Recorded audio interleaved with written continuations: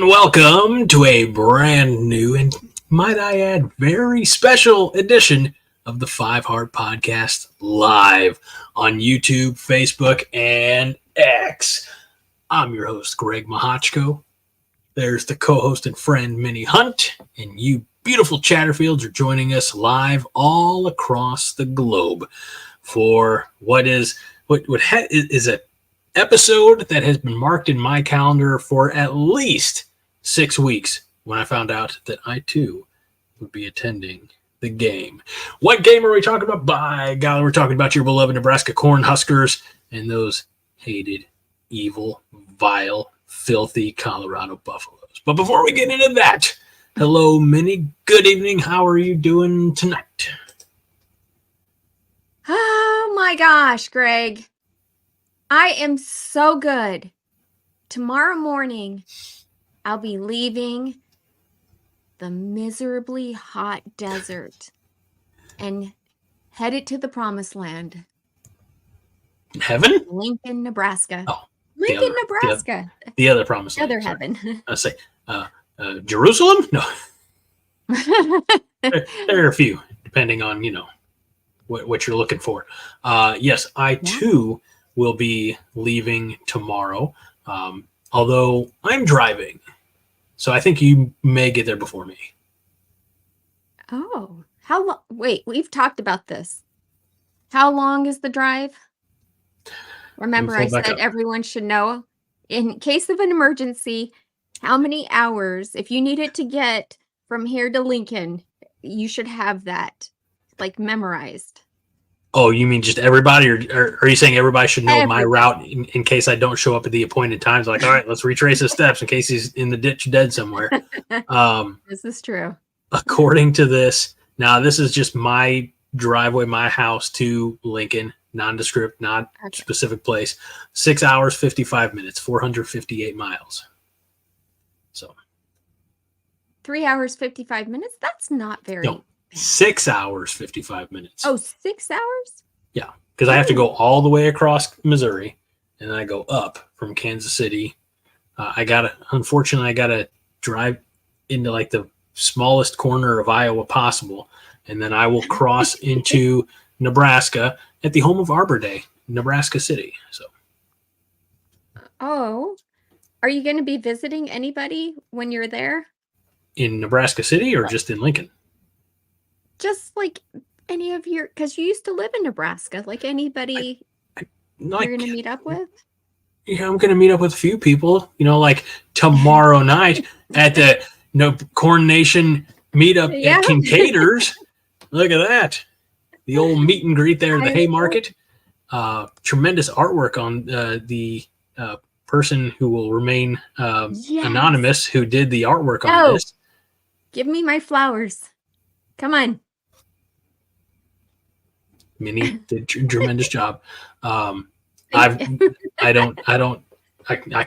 clearly don't dabble in Photoshop, which I think you all know by now, or anything similar. So yes, don't forget tomorrow night, 7:30 till y'all get tired of us. It's going to be a bunch of us from Coronation. Obviously, you are all welcome as well, the Chatterfields, etc. So hope to see you at Kincaiders, or as Minnie likes to say it, Kincaiders. It's early. It's way too early for that kind of talk. Tomorrow night, but specifically to your point, I'll be meeting up with friend of the show and fellow Chatterfield, Josh, because we're going to go out to dinner tomorrow night with Hoss. It's going to be a good time. All I have to do is call them at 7:30 to tell the boys goodnight. So can't let that go. Can't let it go. Greg. I think James is saying that I said 7:30 to when people get tired of us, and he says 7:31. Did you notice several people have already commented they know exactly how far it is to Lincoln? Vince Watson's 8 hours, 46 minutes. Highlander Gunn rode a bus for 75 hours once. Guitar complaining, Greg. Hey, I think he's trying to tell me to quit complaining. Oh, maybe. Yeah. Does that mean he rode it for 74 hours to go to Lincoln? No, I think he was just saying one time he had to ride a bus for 74 hours. I don't think there's any place in the continental U.S. or quite possibly Alaska is a 3-day and 2-hour drive from Lincoln. That would be it. He was in Alaska. And Melissa said she's 7 hours too. So there you go. Power to the people, Melissa. Maybe you should pick her up. I don't know if she's on the way. Aaron says, and Josh has your tickets, so there's that. That's true. Josh does have the ticket. Josh is here. He says, can't wait to actually meet some of you crazy bastards. Oh, yeah, it's going to be fun. Justin says, Josh was a cool guy. And Fred says, was? Is he no longer with us? This is my friend who lives in Iowa. You have friends? Judy Mom. Yes, I do. Tremendous. Greg. I have lots of friends. And Judy and I met on another YouTube channel, by the way. Yes, So there are others. No, I'm just so glad that that's where you met, because the internet, it can be a dark and seedy place. So I'm glad it was on the up and up. Your meeting place. Gotta look out for it. Can't have anything. Yeah. Can't have my co-host going rogue. Not going rogue. Never mind me says, glad it's true. Y'all, you ain't seen nothing yet. Glad y'all are coming to town. GBR. Fred's about 45 minutes away. That's a pretty easy drive. Yeah, great. Fred. Actually, he lives in Omaha. Do you want me to pick you up on my way in, Fred? Choose your response very carefully, Frederick.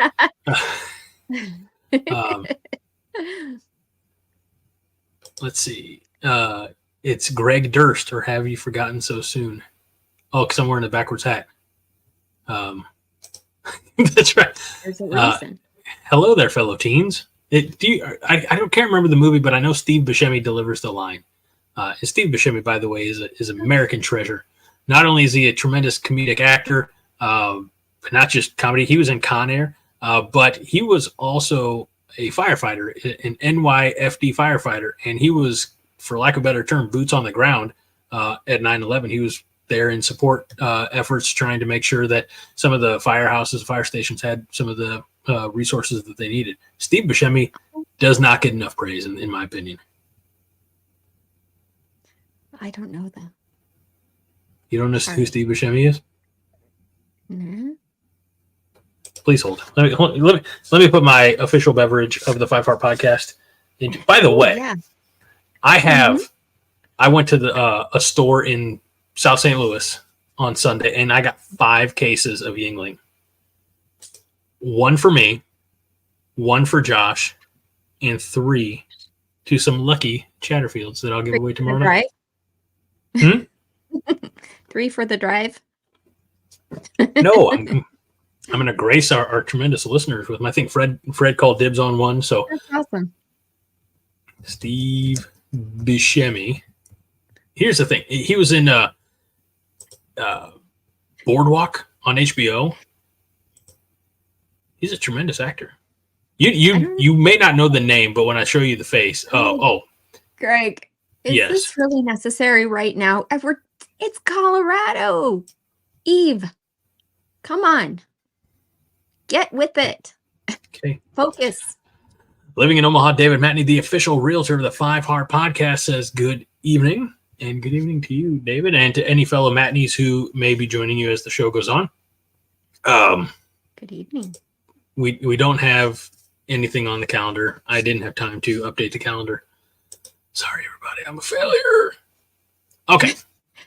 You have a lame calendar. That's why. Maybe when we're in Lincoln, maybe we should go calendar shopping. That sounds like the worst thing in the world. Like, I can think of a million things I'd rather. Calendar. It was, you know what? The calendar itself became a character on the show. And for that, it's perfectly fine. All right, let's see. Okay. We got a lot of. I hope you're keeping up on the comments because I'm not. Yeah. Okay, good. Yeah. People are talking about your guy, Buscemi. Yes. Crazy eyes, Everyone Joe wants says. to talk about it. So rather than talking about football, we'll talk about your actor. Well, here's the thing. There are plenty of Nebraska Husker podcasts or shows or YouTube channels that talk about football. We have to differentiate. We have to set ourselves apart. And sometimes that means just, Not talking about Nebraska? Sometimes you just have to buck tradition. And hey, you know what? If that means we lose a few along the way, that's okay. Greg, I have a question. I have an answer. Have you been to Lincoln? Because I know you said you've never been to a game there. Have you ever been to Lincoln? Great question. Several times. So I was fortunate enough when I was in radio up in Shadeur, we had some really tremendous girls athletic programs. Volleyball went to the state tournament. They actually lost in the first round to Columbus SCOTUS, and gold medal Olympian and current Nebraska Cornhusker volleyball assistant coach Jordan Larson was actually on that team. So I got to watch her play in high school, which is kind of a wild statistic. But a couple years, or in the subsequent years, the girls basketball teams made it to the state tournament. So I have actually called 2 games in the Bob Devaney Sports Complex. So wow. It was pretty wild. And in 2012, I drove up on a lark. I mean, I was invited, and I auditioned to be the Nebraska women's basketball public address announcer. So I think I've told that story before. Not to me. Oh, sorry. Yeah. So I went up there. I submitted an application or a resume or whatever. They said, this is like a part-time gig. You know that, right? Like we only pay whatever it was. I don't even want to give the amount. I said, fine. I said, I'd just be honest to God thrilled with by the ability to do something that contributes to the athletic department. So I drove up there. The Pinnacle Bank Arena was not quite fully constructed, but the audition was in there. Headset, they're feeding me lines. They're like, hey, read this script, read this ad read, give one of your, like 3-point calls for one of the players at the time. And it did all that and didn't get the job. So they're like, you live in Illinois. Why do you want this job? I'm like, I find work up here if it allows me to contribute to the athletic department. So. I love that. That's what I do. Just so you know, Jason Reeves says the ninjas and I farted on every hotel pillow in Lincoln. You're not staying in a hotel. You me? I'm not. So you don't have to I'm suffer. Safe. I won't get pink eye. You're safe. All right, Minnie. We need to identify this individual and then move on. What? Steve Buscemi. Oh yes, I know him. What was his character? He always plays the weird guy, the weirdo, right? Yep. Mm-hmm. He's a great. I mean, he's made a whole entire career out of playing the weirdo. But again, he's done.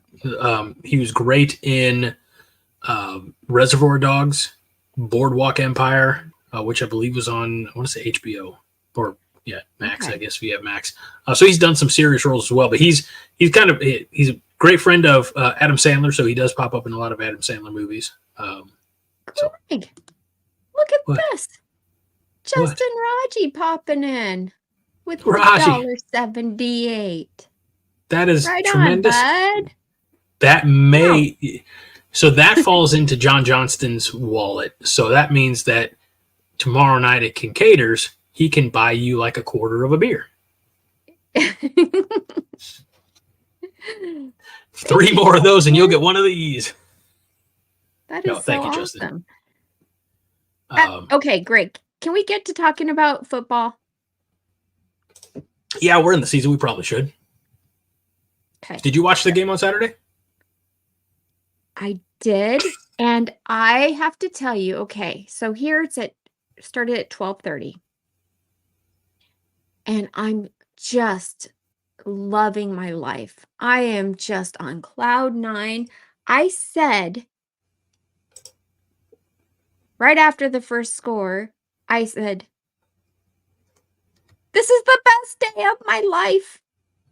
And then what happened? And then I'm sitting on the sofa and I have one bulldog on each side and my daughter comes and sits right next to one of them and they get like territorial and one of them jumps over the other and starts to, fight with them. That's what they do. They're bulldogs. And my hand was in the way and I got an owie. It was not the best day of my life after all. No? Yeah. Well, So I just I'm kind of sorry. have to laugh because I literally yelled it. I said, "This is the best day of my life." And them dogs and a little bit of reality. And you're like, nope, never mind. It's true. Oh, well. Well, I did watch the game, as you would imagine. Yeah, and? I enjoyed it. The first drive, I liked the fact that we were able to overcome our own mistakes. We had a false start. Mhm. We had a couple of penalties.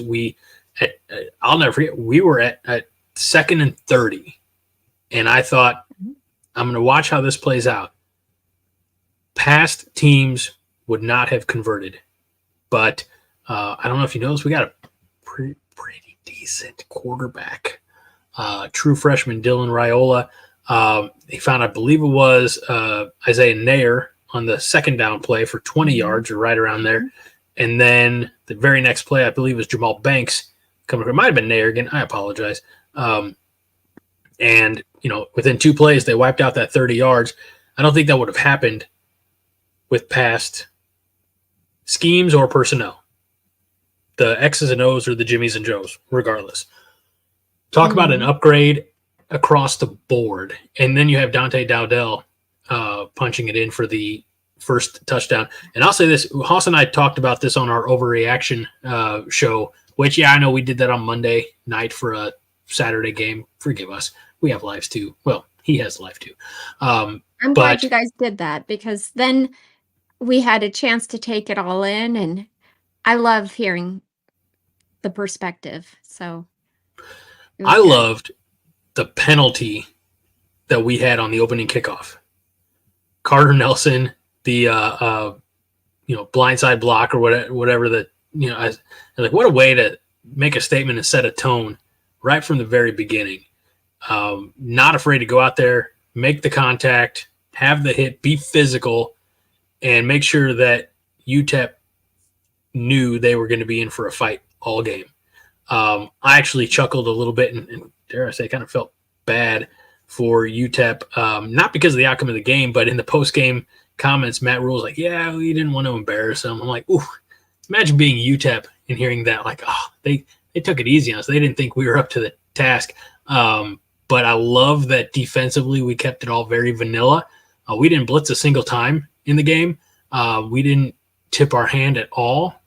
And when you look at the first half of Colorado and North Dakota State, when North Dakota State kind of had them on the ropes. I mean, they were winning, I want to say it was 24-21, 27-24, or something like that. And then right till, I think, the very end of the first half. But, they were doing some things, and I'm not afraid to say, we have higher caliber athletes than North Dakota State, especially now, especially this year, especially with 2 years under the weight and training and nutrition program. We've got some dogs, and I'm very excited to see Saturday for a multitude of reasons, which I'm sure we'll get into as we go along here tonight. Okay, so as you were talking, there were a lot of comments coming in.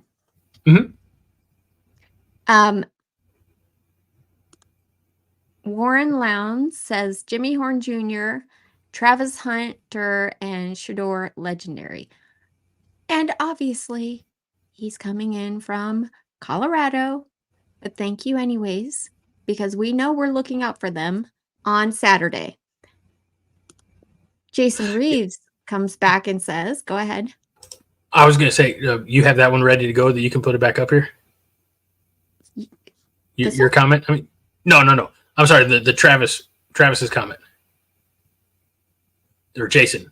Shit, I don't know. Anyway, sorry. There you go. So I think you hit this one before. I'm like, yeah, I think we know where Warren's allegiances lie. Oh. We'll get to that later. But, welcome aboard, Warren. Mm-hmm. Thank you for joining us, and buckle up. The team's mixed up there. I think he's not being kind enough to Nebraska. The score might be right. You just have the wrong team winning. Well, and here's Warren. The thing. I think we can all say, I'm going to put this one back up here real quick. Mm-hmm. I watched a little bit of the Colorado game because, again, we were doing our show.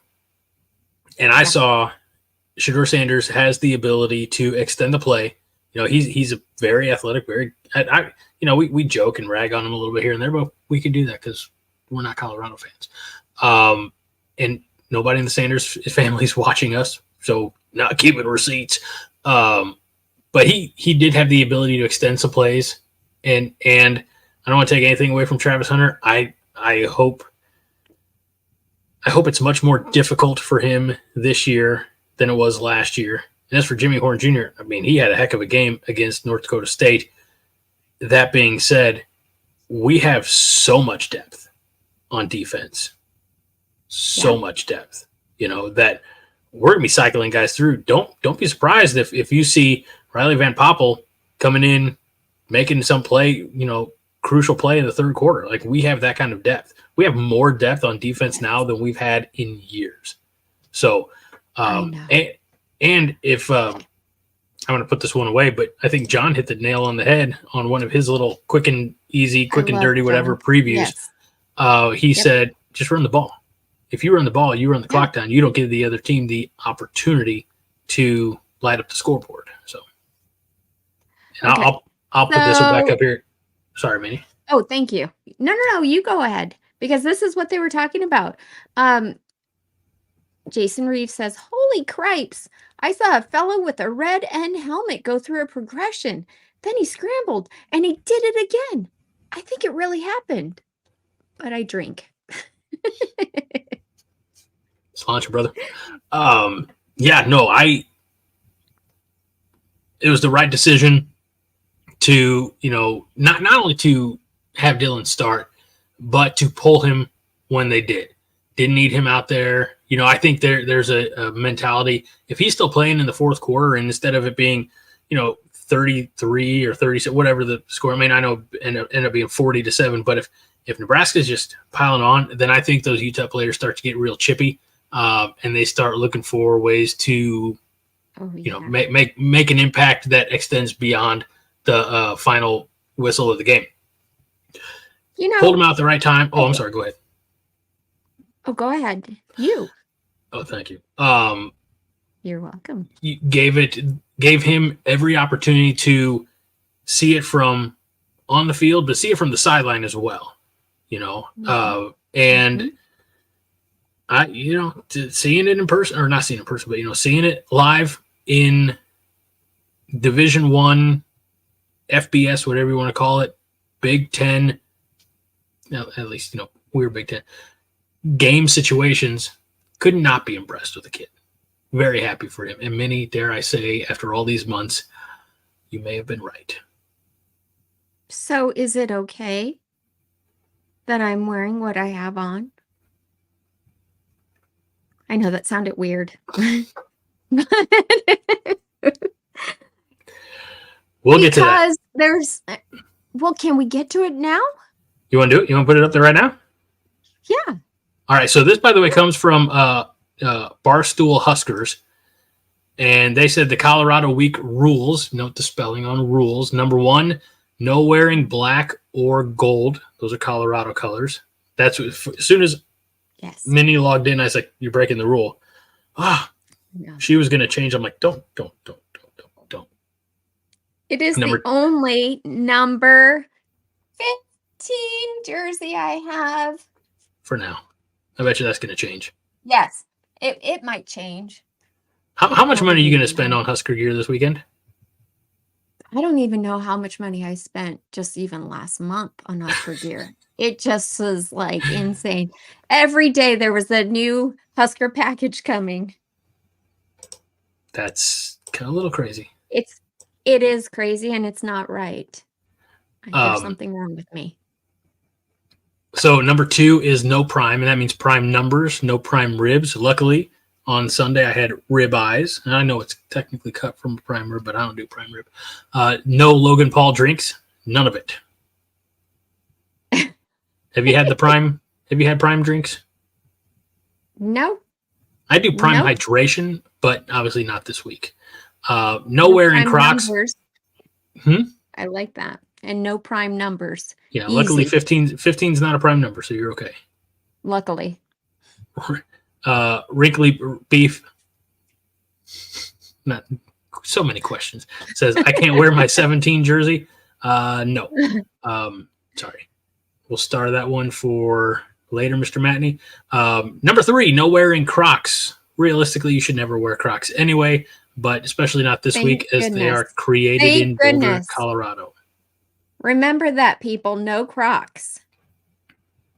Number 4, no being if I see Crocs on anybody this weekend, you're just pre-warned, okay? No Crocs. That's so much fun. I love that. You know what? I wish every week was Colorado week. We have so many Colorado viewers in here.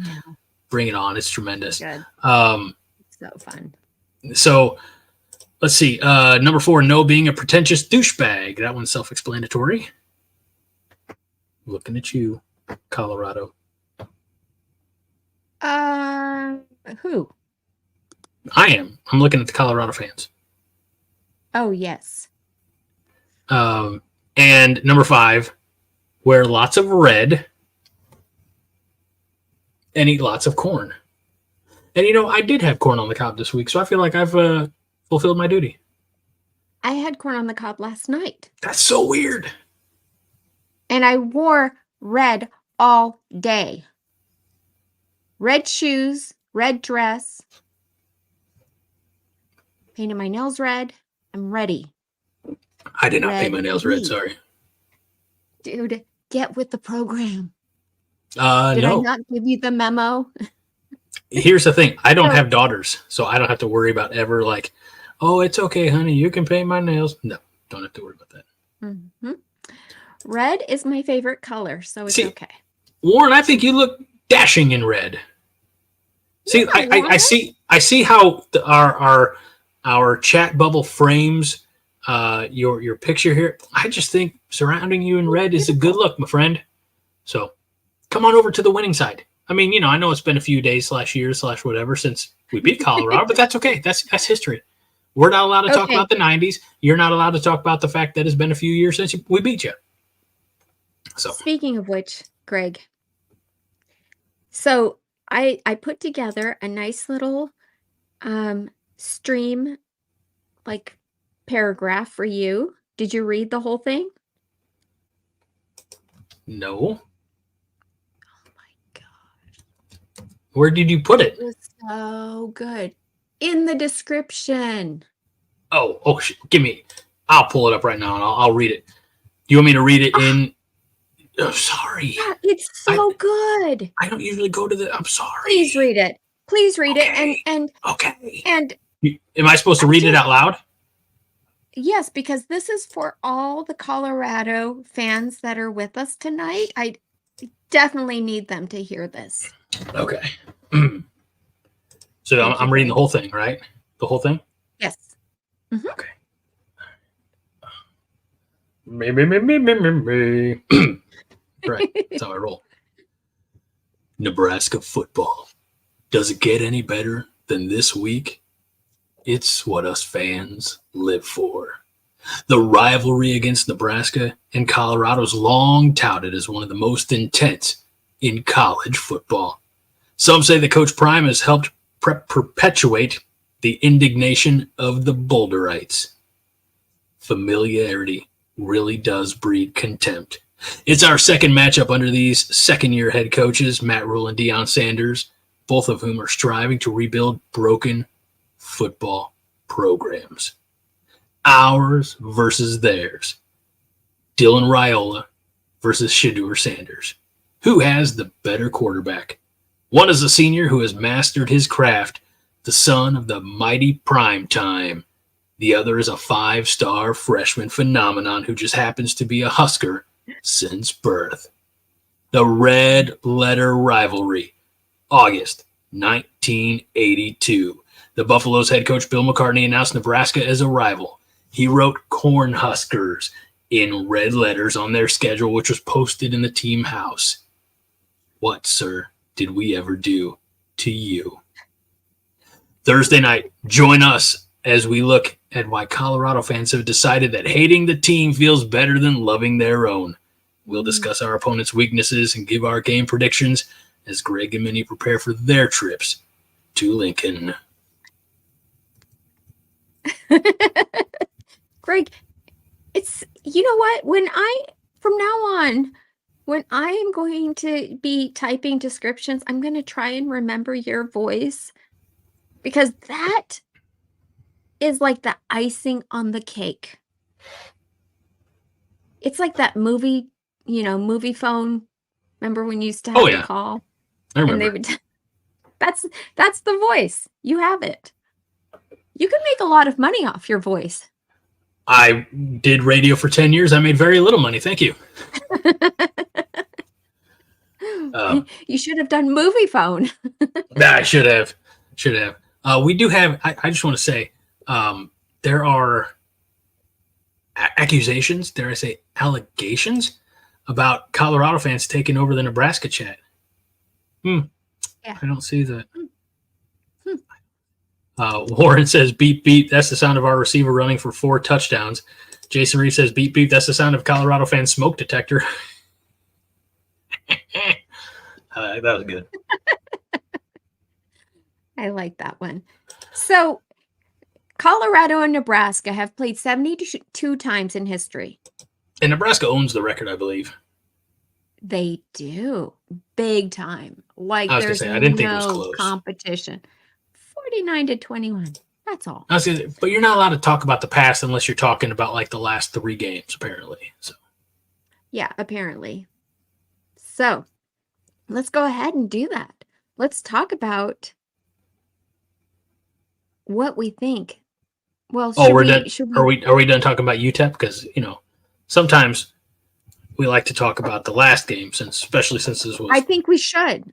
Okay. Yes, let's do that first. And I would like to say that Dylan Raiola. Oh crap! Here we go. Okay, here's the biggest difference between Shadeur and Dylan Raiola. Okay. Dylan Raiola will throw away a pass and have it count towards his incompletion, right? Against his completion. Mm-hmm. Shadeur won't do that. He'll run 30 yards backwards. He will not have, he'd rather get sacked than have an incomplete pass. Well, it's all about them statistics. It is. But here's the thing. For Dylan, Dylan. But that's not the completed. Best thing for the team. That's not the best thing for the team. Do you really think that's how they think, though? That's why I'm pointing it out. Because here's the thing. Colorado's not aiming for a conference championship or a national championship. And I'm not saying Nebraska is going to get there, but their focus is how high in the draft can we get Travis Hunter, Shadeur Sanders. That's the focus. And they're utilizing the team as tools around their superstars. I'm not going to discredit them and not call them superstars, but they're like, they are vehicles with which to drive to the first round of the draft. My question is, what happens after they're gone? Deion's gone. And there's back to square one in Boulder. Mm-hmm. See, I'd be curious to know, and I'm not, again, I don't, look, do I want to pick a fight? No. But is this my show? It has been for the last 9 years. Yes, it's your show. No, that's not towards you. That's not towards you. Oh, I know. I don't take it personally. You know I don't. No, this is for the Colorado fans watching this right now. How long have you been fans? Like, have you been fans for 2 years? Exactly. Year and a half? Were you out there championing that 1-11 season or whatever you had 2 years ago? Probably not. I'm not saying we were much better than Scott Frost. I'm just saying. The only tolerable fans are the ones who have actually stayed with the program, regardless of their losing seasons. They're tolerable, and they're like us, normal people. The rest of the fans that jumped on the bandwagon and we're all, when I went to Colorado last year, people everywhere selling these Prime shirts, the big gold necklaces. I'm like, oh my gosh, everywhere, on every single corner. It's insane. They are fair weather fans. Let's see. That's right, Vince Watson. Cam says been a fan for 23 years. Well, then he's high wisdom since 91.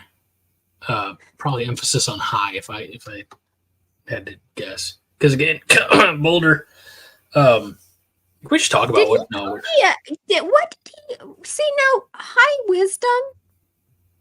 Nope, don't feed them. If you're don't feed them. You're gonna say something, I'm perfectly fine with that. But what's the point of the end part? That's why we don't think that you guys have very much class, right there. I don't see. Oh, I see. I think I saw which one you're talking about, but we're not gonna feed the trolls. I'm not. Megan McKenzie. Megan doesn't usually chirp up, but Megan, we appreciate it. Megan McKenzie is a fellow Husker fan who is probably commenting here for the first time, and we appreciate you. Cheers. Can we ban high wisdom? Yeah, probably could. Let's see. And Justin is feeding content in the middle of the show. Is that Mr. Raji? I think there's something going on, dude. Okay. So I can't play it, Justin, because we'd get kicked off of YouTube very quickly. Just so you know, High Wisdom and other Colorado fans that are here, my husband got his master's degree from CU, and guess what? He's not a fan.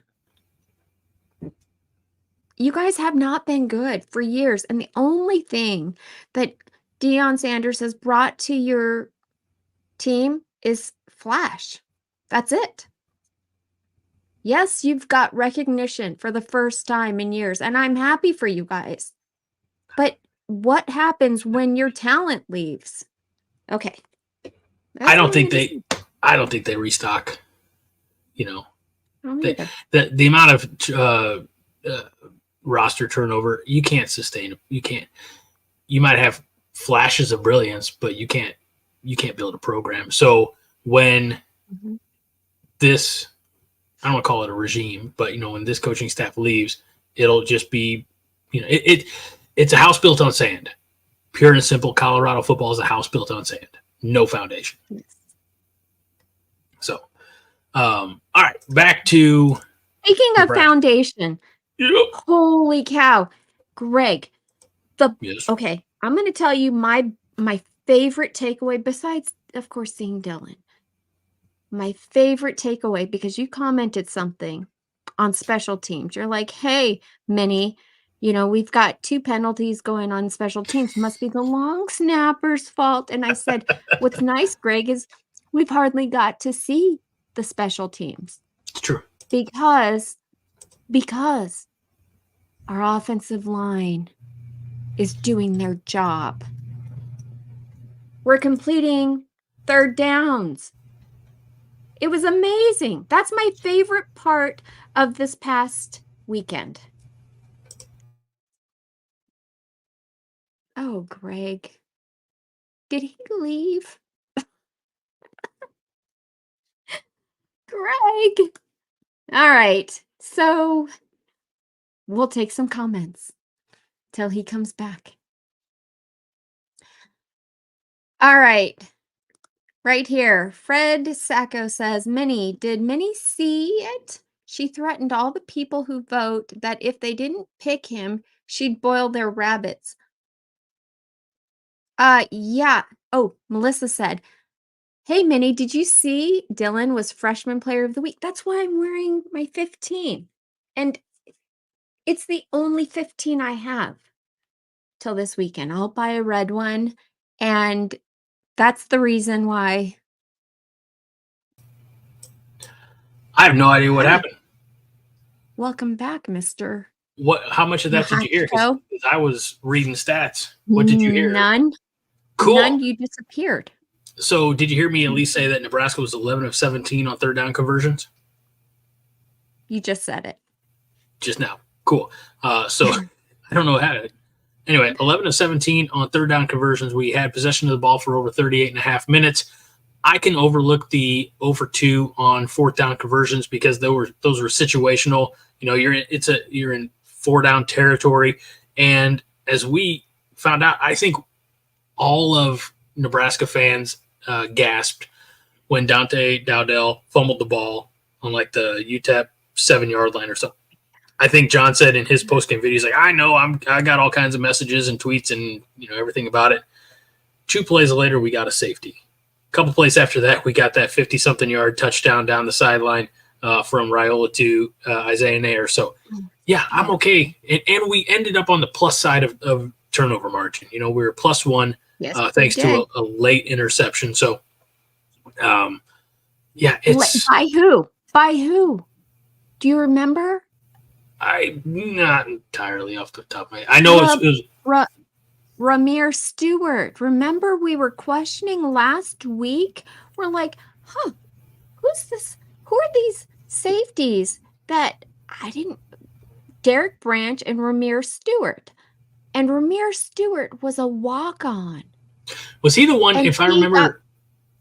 I'm sorry, I'm interrupting. No, Derek Branch was a walk-on. No, go ahead. But I think Stewart was the one that Matt Rhule said after was like, hey, if you're not down to 205, you can't play. And so he got down that morning. He's like, Coach, 205.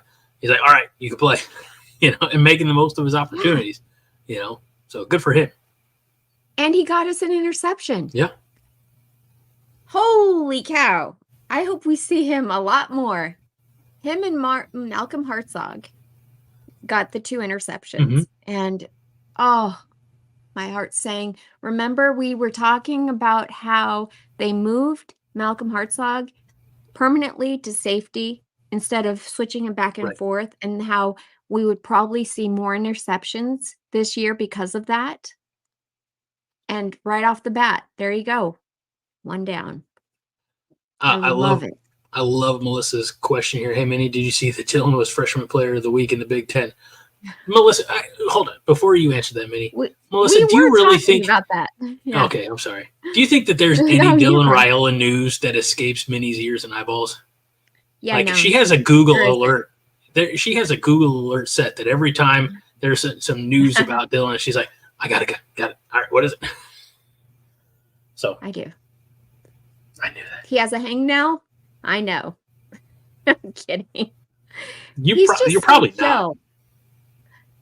He's so chill. That guy, he just deserves so much credit for what he's brought to the team and what he has endured even. I mean, I wouldn't be able to endure all these eyeballs and everybody like hanging on your every word. So Jason says the Big Ten called Minnie before they called the media.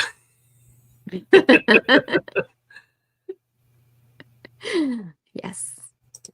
Now so they're talking about, in the chat, they're talking about like how long is Deion going to be there? And Cam Duncan here is a Colorado fan, and he's saying a lot in the comments. But so I work with the team. I know what Deion wants to do moving forward. We'll see you after his kids go. Stop in response to Fred. Now the funny thing is, and I'm only highlighting this because, like, hey, look, I'm a multimillionaire. I've got 3 Lamborghinis in the garage. I got a Land Rover in the separate garage. I mean, it's the internet. There's no way to fact check any of this. So congratulations, Cam. We're sorry, I guess. If you really work for them, we're so sorry.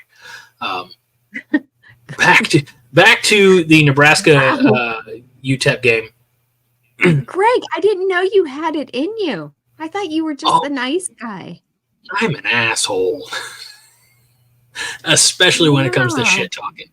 No, I thought you were only an asshole to me. No, I'm kidding.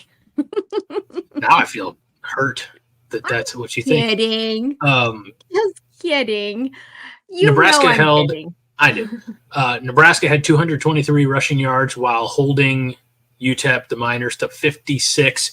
I want to talk about that rushing game because it was immediate and it was impactful. And it was Bartel.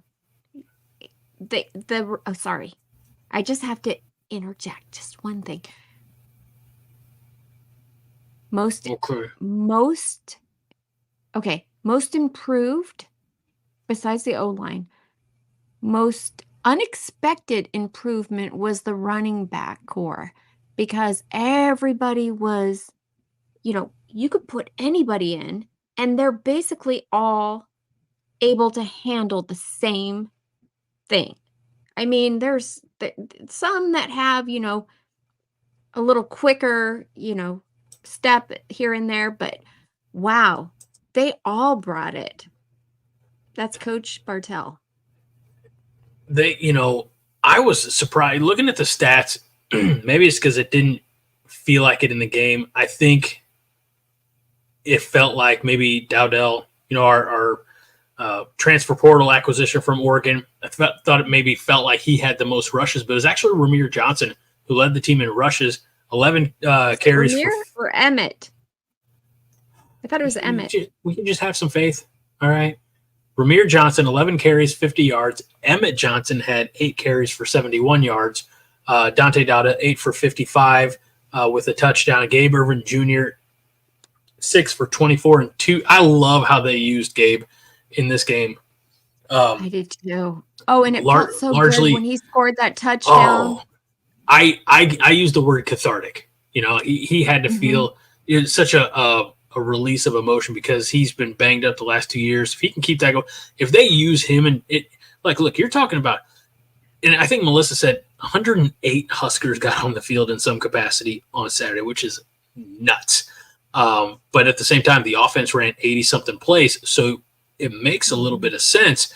But you had Johnson & Johnson, Dowdell, Gabe Irvin Jr., Maurice Mascua Jr., Kenneth Williams, Quentin Ives, Mekhi Nelson. I'm counting everybody but quarterbacks and Dylan didn't run. He got 1 sack for 6 yards, but I don't know. Nobody's caring about that at the no. But Nebraska had 223 yards rushing, and while they didn't have a 100-yard rusher, there's a lot of potential there. If they continue to use this rotation of those 4 primary backs, Johnson & Johnson, Dowdell, and Irvin Jr., which, by the way, sounds like a hell of a law firm, then even if none of them get to 100 yards, but they're still in that 250 to 300 yard as a team, as a unit, then Nebraska's going to roll.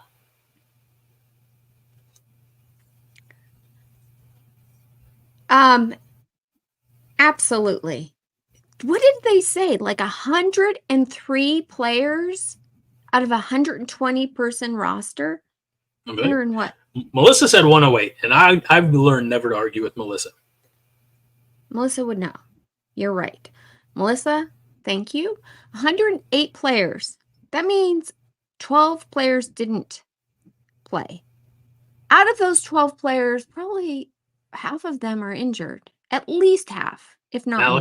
Malachi Right? Coleman and Danny Kaelin are two of them. And again, that's because we need to save Danny Kaelin's red shirt. Well, you wouldn't put him in on. And they're saying the same about Malachi as well. Well, he was injured, still coming back from an injury, and there were several coming back from an injury. I couldn't believe it. So, the thing that I saw, Greg, and I don't know if you watched any other football games this weekend, a little bit, but I love to watch, our opponents, who we have coming up on our schedule. And of course, the red letter game, the other red letter game I have circled is the Ohio State game. Mm-hmm. Okay. So I wanted to see what Ohio State has going on. And Malachi was healthy for the game. Thank you, James. That's what James Boardman says. I knew it. I was right.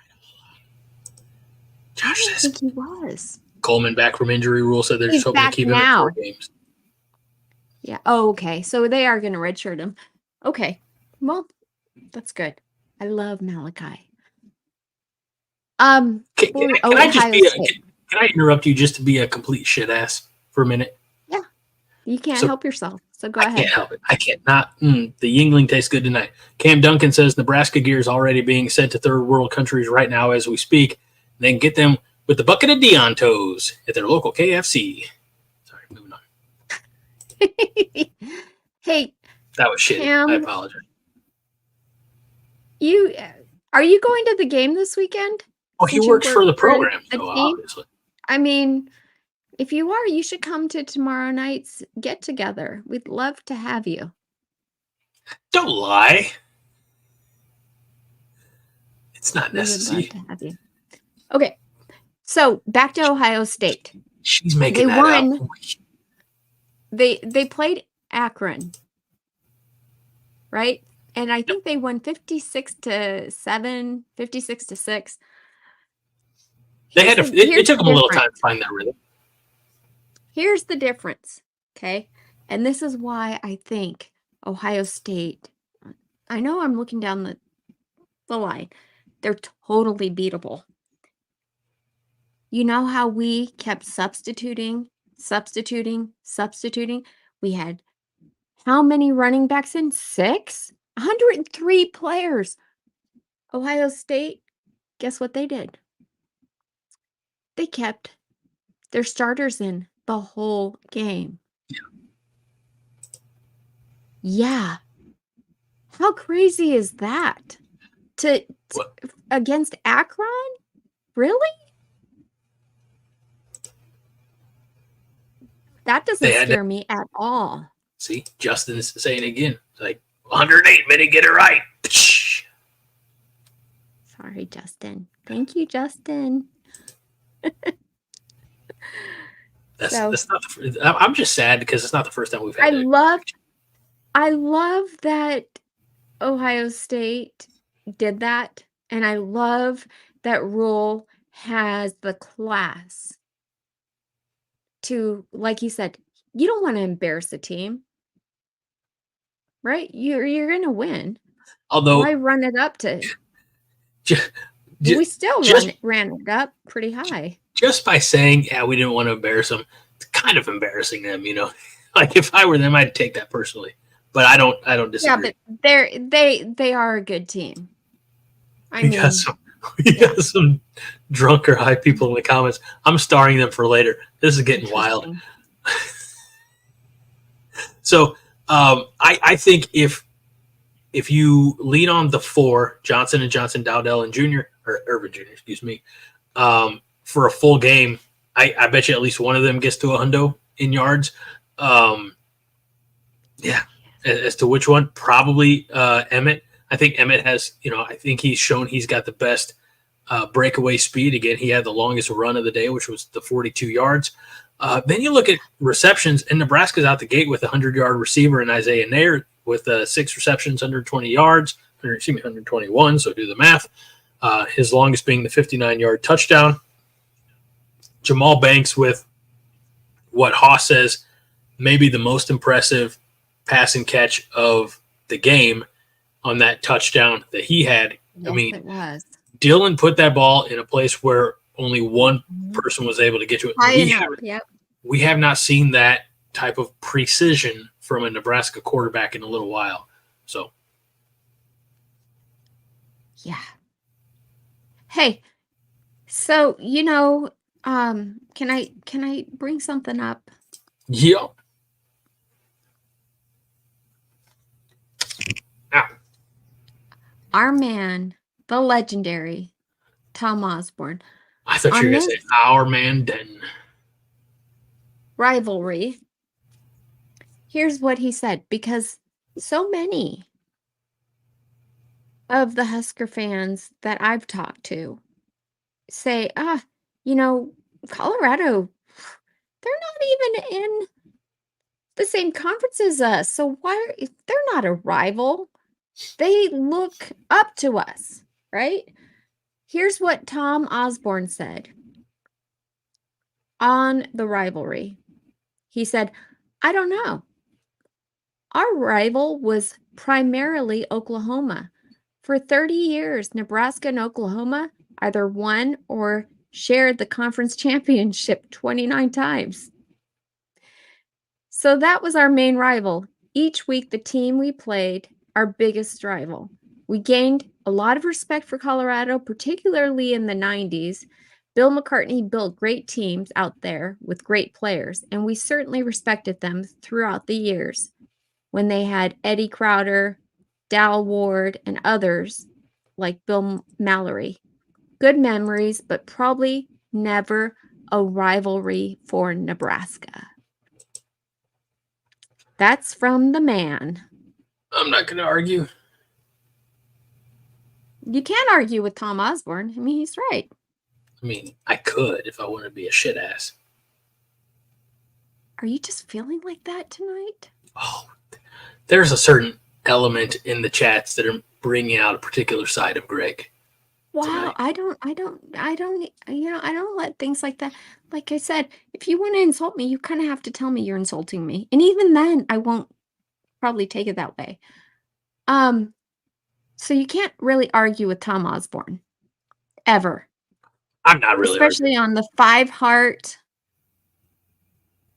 of, 5 stars for Nebraska Huskers. I don't know what I was just saying, but this is not the show to do it. Okay, Greg? I know better than to argue with Dr. Tom. All right? Mm-hmm. All right. Thank you. Anything else that you want to discuss regarding the UTEP game, or should we turn all of our attention to those ruddy MFers from Boulder? Let's do it. I think like how we're ready. You prepared me. You said notes will be minimal, if any, tonight. I know you've been dying to go rogue. This one's for you, David Maddy. I'm so embarrassed. How could you read that out loud? I don't want people to think I'm ill-prepared. You've been preparing to go to Lincoln. Like, you get a pass. Like, yeah.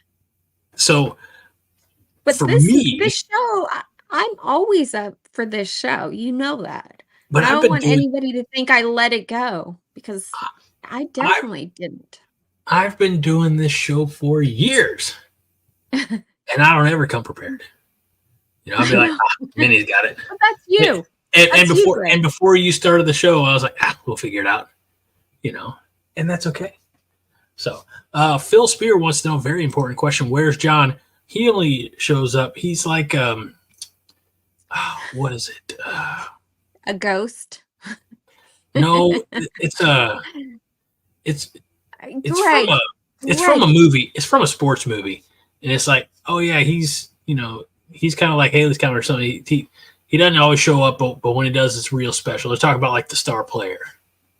That's where John is. He's off being that. We're his pinch hitters. Aaron Keene says, nobody doubts your big chief tablet full of notes, Minnie. Good thing. And hey, Josh, with a great reminder, I don't know if what I was going to say is before you just, Greg, if I don't just jump in, you will just keep talking. It's because it's what I did for a living, Minnie. All right. I gotta keep the conversation going. No, carry on. I'm sorry. What I was going to say is before you decorated your wall, I was actually considering getting you one of those like cardboard people. Oh, like a fathead? And have it. Is that what they are? Are you talking about like the fat, or are you talking about like the cardboard cutout? A cardboard cutout person of John Johnston. I'd still take it. I would put it placed there in the corner. I would put it. Look, I don't go to the city very often, but I would put it in the passenger seat and use the carpool lane. Come on now. Coronation should sell cardboard cutouts of John in his robe. Oh, I miss the robe. We don't get the robe enough. Oh my gosh, that would be so good. It says Minnie's using this as a way to call you fat, Greg. Don't take the bait. Too late. Hey, look, if it's on a hook, if it's food on a hook, I'm going for it, man.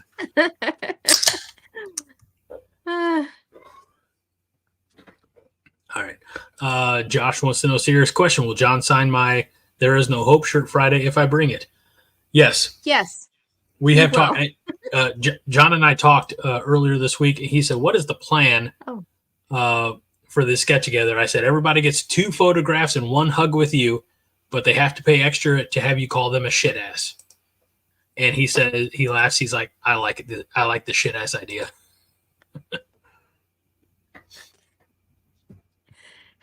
So.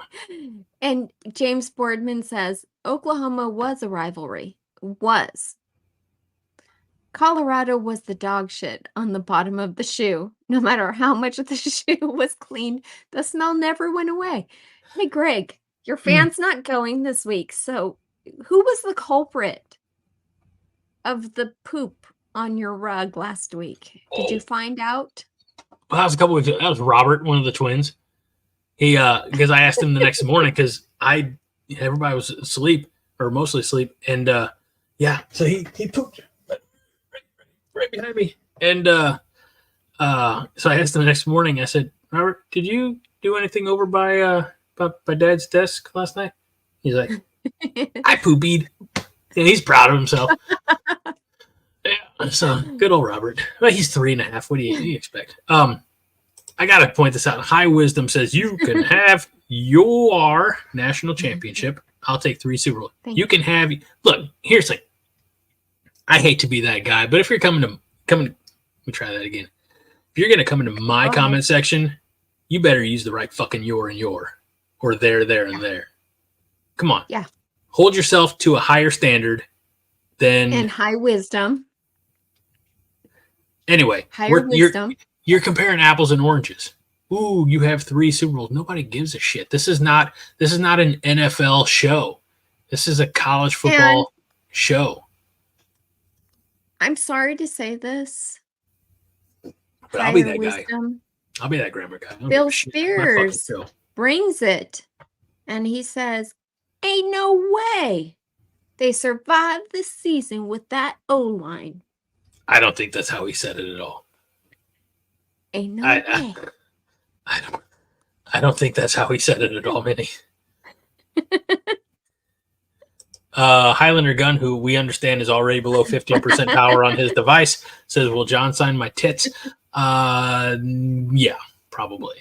And I will too. Absolutely. Here's the thing. I don't know you real well, Highlander Gun. I don't know if he might even titillate your. No, that's reserved only for my boob light. All right.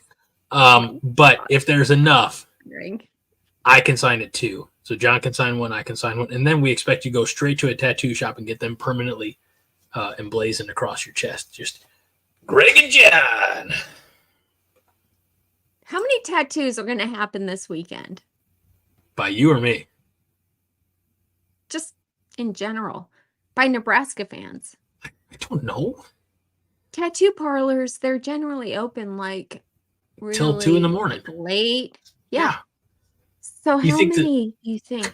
How many Nebraska fans are going, let's get our numbers tattooed Okay.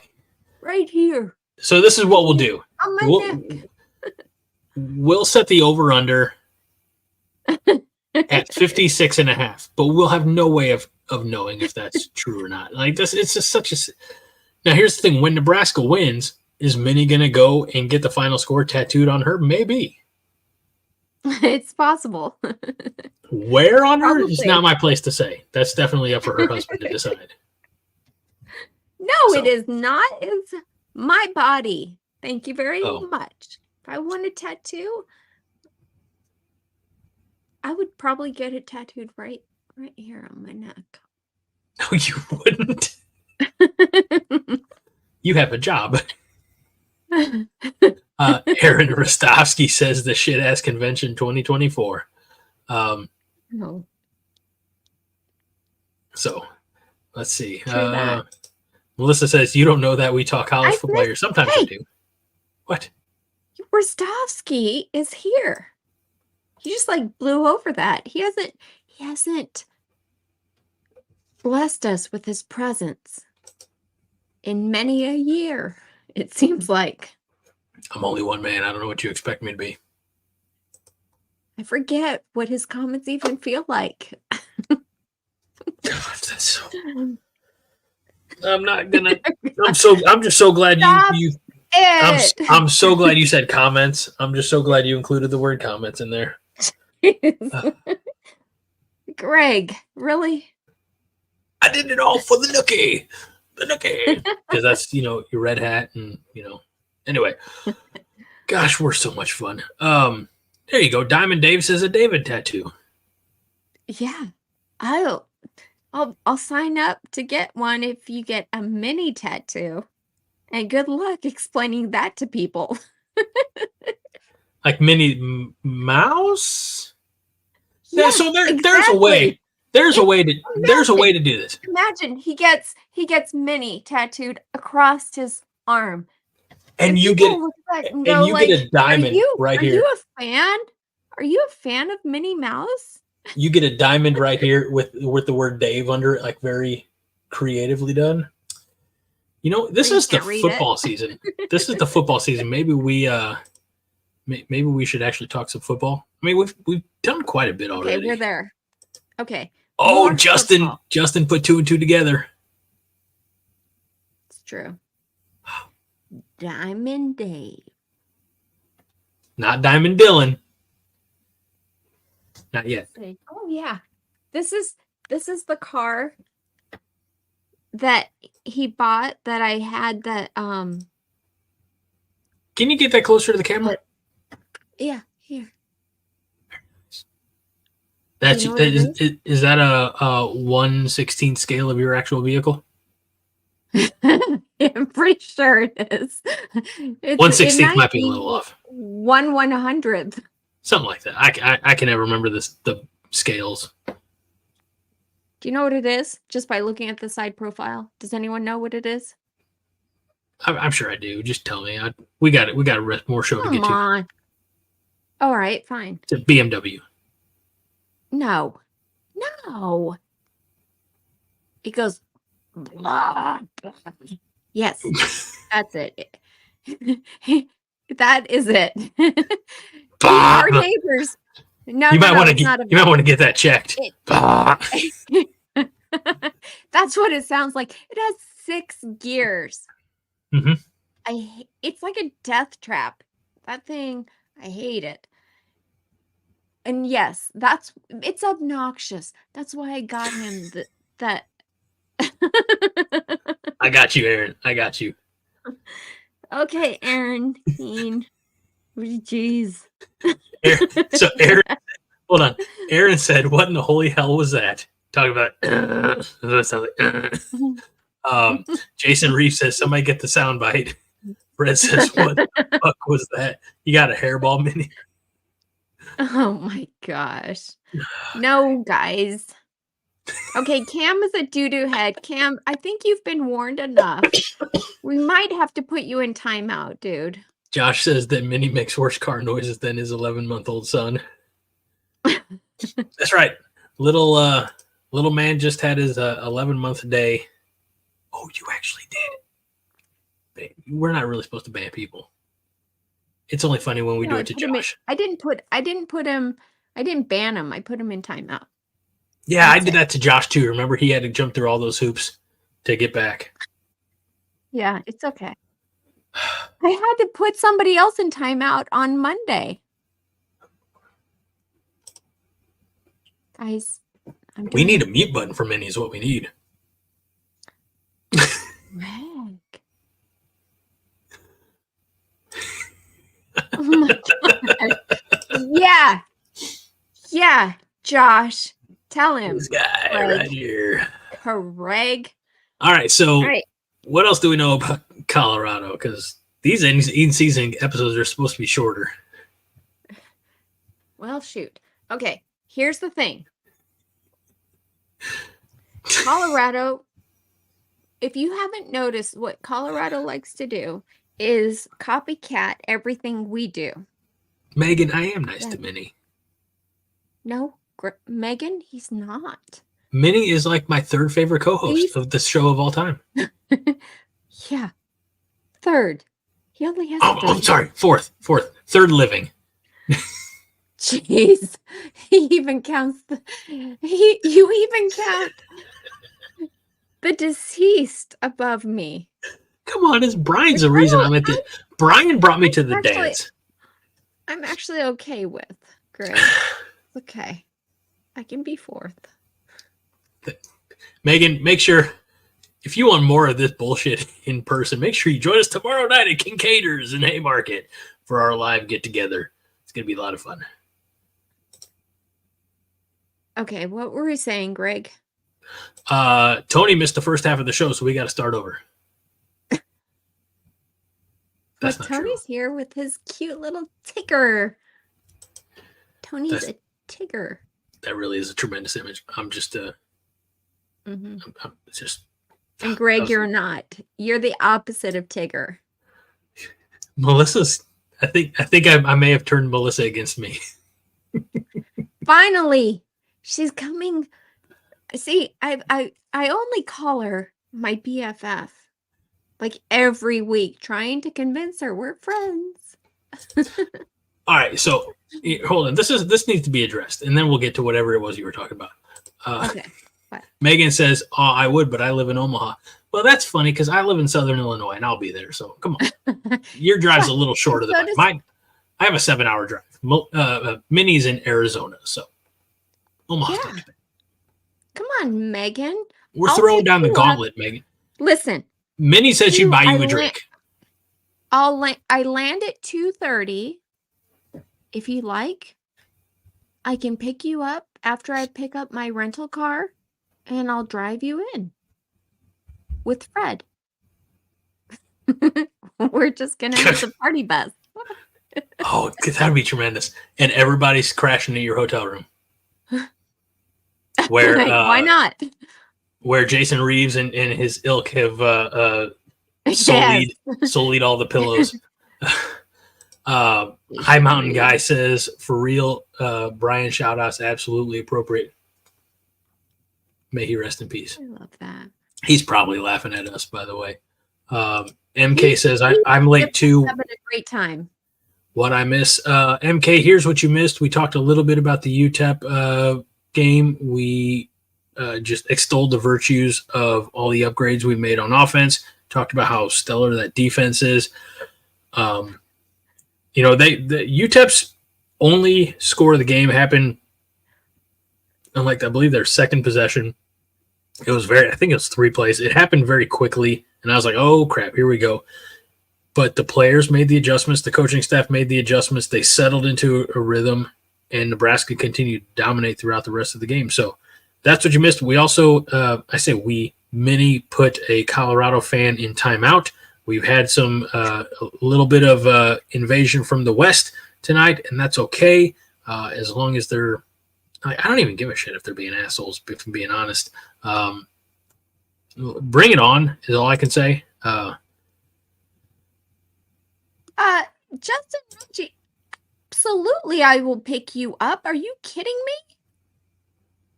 Dude, just, okay. I don't hand out my email, but you have Greg's email and have Greg email me. And also, why don't you drive? Absolutely pick you up. You have facial hair. You should drive. Maybe he just doesn't. Maybe he's like my daughter and never should drive. You know, my oldest daughter's gonna get her license next month, supposedly, and I don't think it's gonna happen. 30, right? 16. She'll be 16. Oh, that's right. Yeah, it's really scary. Oh my gosh. Should never get her license. Scott, will you just change your name back, man? I don't like calling you Nebraska Rascal. It sounds weird. It says Greg being so indigenous toward me. I don't think he did not mean indigenous. Like, I'm not even allowed to react to that for fear of being canceled. Like, I'm not. Greg, are you indigenous? Do you have any indigenous blood? I don't. I had a friend when I was in grade school who claimed he was like 1/16 Cherokee. No way to find that out. I've never claimed to have any indigenous ancestry. I've gone on record to say that I'm essentially just a mutt of Europe. Yeah, you're a weirdo. We know. A beardo, actually. Wow. Facial hair. Should I trim this back, or do you think it's a good length? Is it a good length for the weekend? I feel like it's a good length. I don't think any facial hair is a good length. Oh, sorry. I have 2 chins, and this hides them. So deal with it. It's probably a good length for you. It's probably the best look.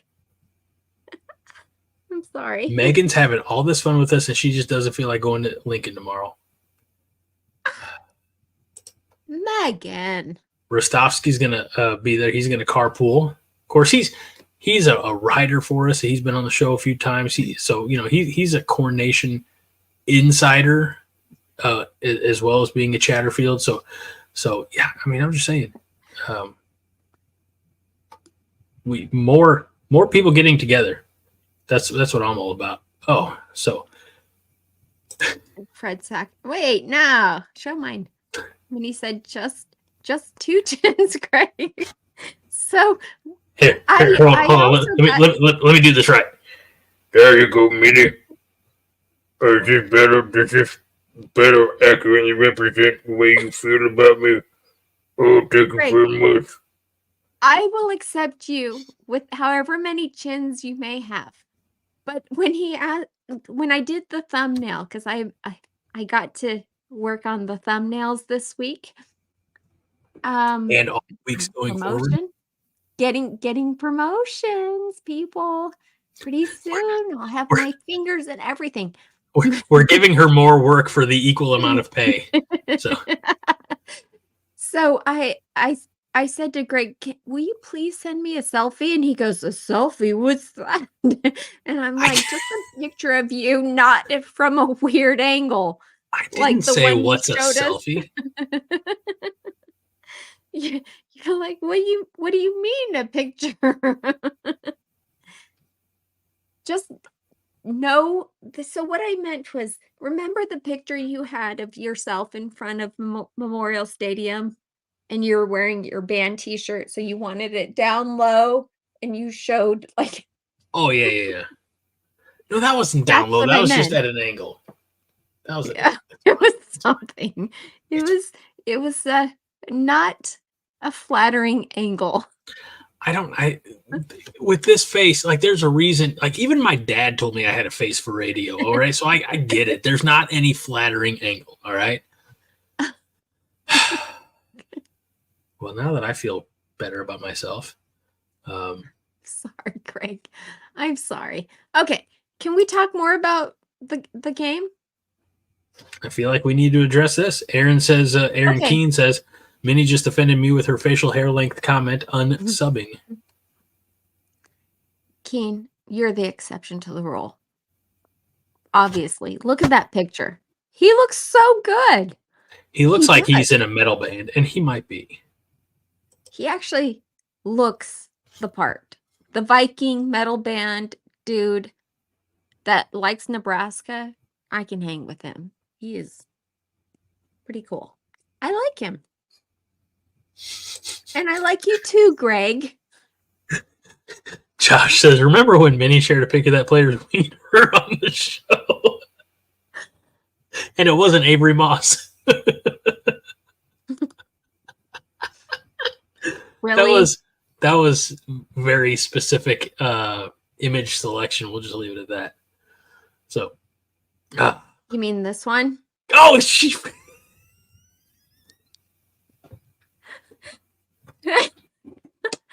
It's there for the taking, people. Raji's like, every night I remember it. I have nightmares. All right. No, really? Don't put it away now. Now it's there. It's there. It's the quite honestly and figuratively and literally the third member of the show. Oh my gosh, Greg. But he had a pretty good night. Pretty good outing against UTEP. 4 catches, 61 yards, and a touchdown. And no, I'm not. I don't want to follow it up with the next statistic. Go ahead. Nope, not gonna do it. Look, let's just put it this way: Husker fans weren't the only ones he satisfied that day. I'm saying. Are you saying? I'm just saying. All right, moving on. Okay. Good. I'm having a good time. I'm feeling great. Okay, Colorado. Yep. Here's the thing about Colorado. Last week, when we started our show, they were playing. And I only got to watch the first half. Apparently, they got their, excuse my French, shit together in the second half. That's true. Nobody's arguing. Because they pulled out a win against North Dakota. North Dakota State. Show respect. I feel like North Dakota State. I feel like it's still so early for them that they may have some great players on their roster, but it takes a while for everything to gel. So in the game, Shadeur Sanders had 445 yards passing on 26 of 34, passing. I didn't mean to be accidentally redundant there. 4 touchdowns, 1 interception. Jimmy Horn Jr., 7 receptions, 198 yards, and a touchdown. Again, their team they have some playmakers on them. I'm not trying to take away anything from, to some of the players. They don't have a rushing attack. Like, they do not have a rushing attack. They ran for 59 yards in the game. They are successful by and large by Shadeur Sanders' arm. Again, as I mentioned earlier, his ability to extend a play with his legs. He did have 6 carries, so 6 rushes for 17 yards, just to, again, keep it alive. They had 200-yard receivers. Talking about Jimmy Horn Jr., Travis Hunter had 7 catches also for 132 yards, 3 touchdowns. But give me all day long and twice on Sunday our defense. We were in that backfield a lot last year, and I don't think – I'm going to back that up. I know we weren't as good of a defense last year as we are this year. Melissa, thank you for bringing up that statistic, because I wanted to mention that. They sacked Colorado's quarterback 3 times. So my question to you, Greg, and everybody listening is, what do you think Hutmacher and Robinson and Butler and Cam Linhart, what do you think their sacks are going to be like this year or this game? I really wish you'd word things differently. What do I think those 4 guys' sacks are going to be like? Harry, if I had to guess. Sorry. Welcome Greg, to the. You should know me by now. Talking about? Of course I do, but it's also 10:30, so I pancakes are offensive line blocked. Okay, I want to see that, but when Nash Hutmacher goes after somebody and then he lays his whole body on somebody, holy cow!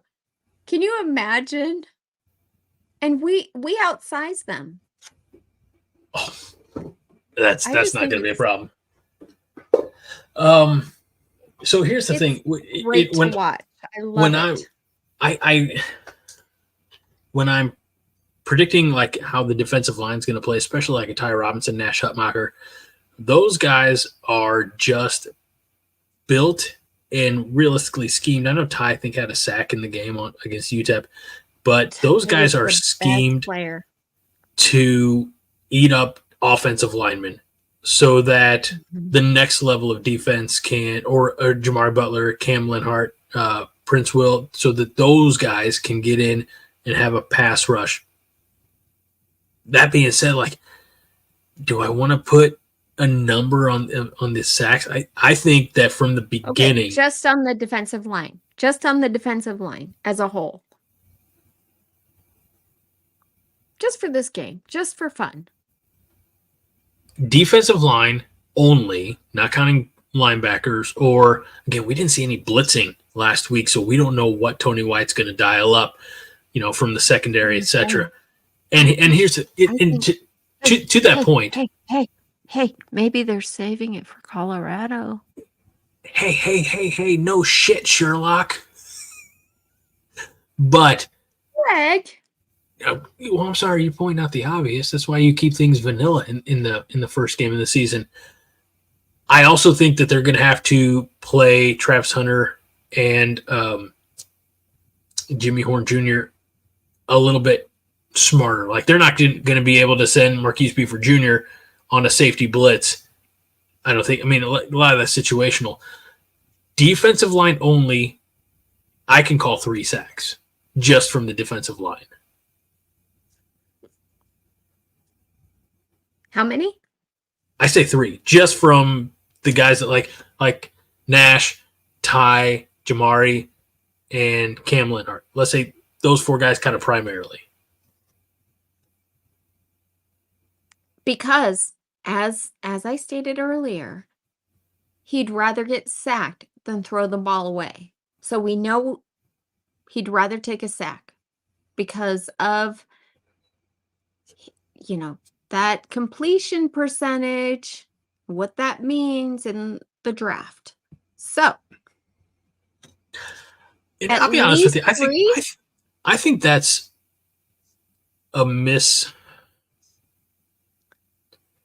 Try to figure out how to best phrase it. I think that they're putting too much emphasis on that completion percentage because, look, scouts at the next level are going to be able to recognize talent. And I'm not saying Shadeur Sanders doesn't have talent. I'm not saying that at all.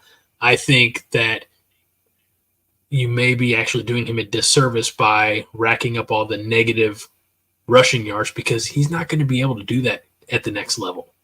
He's going to have to learn to throw the ball away because it's going to be much more critical. Mm-hmm. Yeah, you're right. And those are things we actually saw our true freshman quarterback do on Saturday.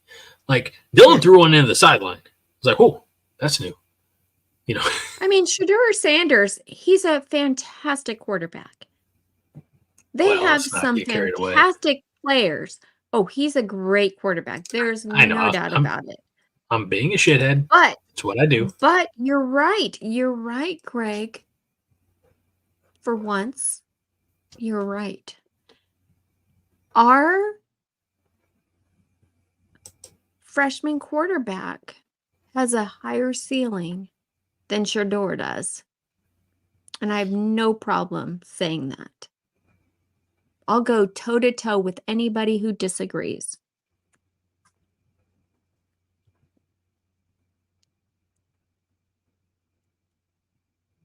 And you're supposed to say, but I agree, Minnie.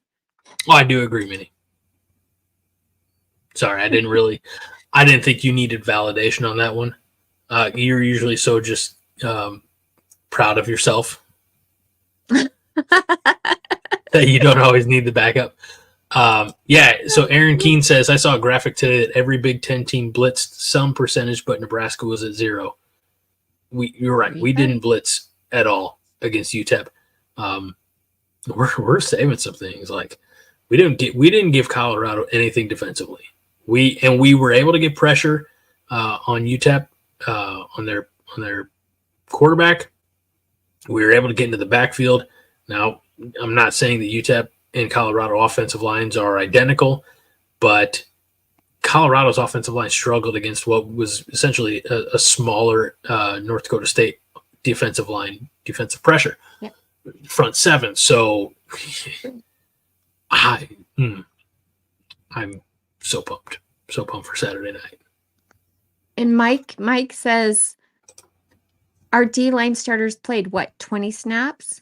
Yeah, our starters were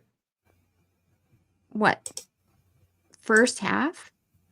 Maybe? Probably a little bit in the third I didn't quarter, even see them. I actually didn't even see them all the first half. So I think it's pretty amazing. They just like Tony White always does. They just rotate. Keep those legs fresh as much as possible. I've got this. I'm going to try to save it if it'll let me. I don't think I'll be able to. Let me process this real quick. This is Melissa came in with the stat that Nash only had 15. And Ty was at 21. So there you go. Again, it's not very much. They kept them pretty fresh. I do tend to trust everything Melissa says always, because usually she agrees with me, and that's how I know she's mentally right. So she's agreed with me once before, I'm sure. Yeah, once. But it's probably something you said in agreement with me. So see what it is. I can make funnies. All right, let me get this saved over as a PDF so I can upload it to the show so we can all see exactly what Aaron Keene was talking about. Apologies for this. Hey, you know what? People are contributing to the show as it's going on. I don't know any other show that allows that. I know. They're so awesome.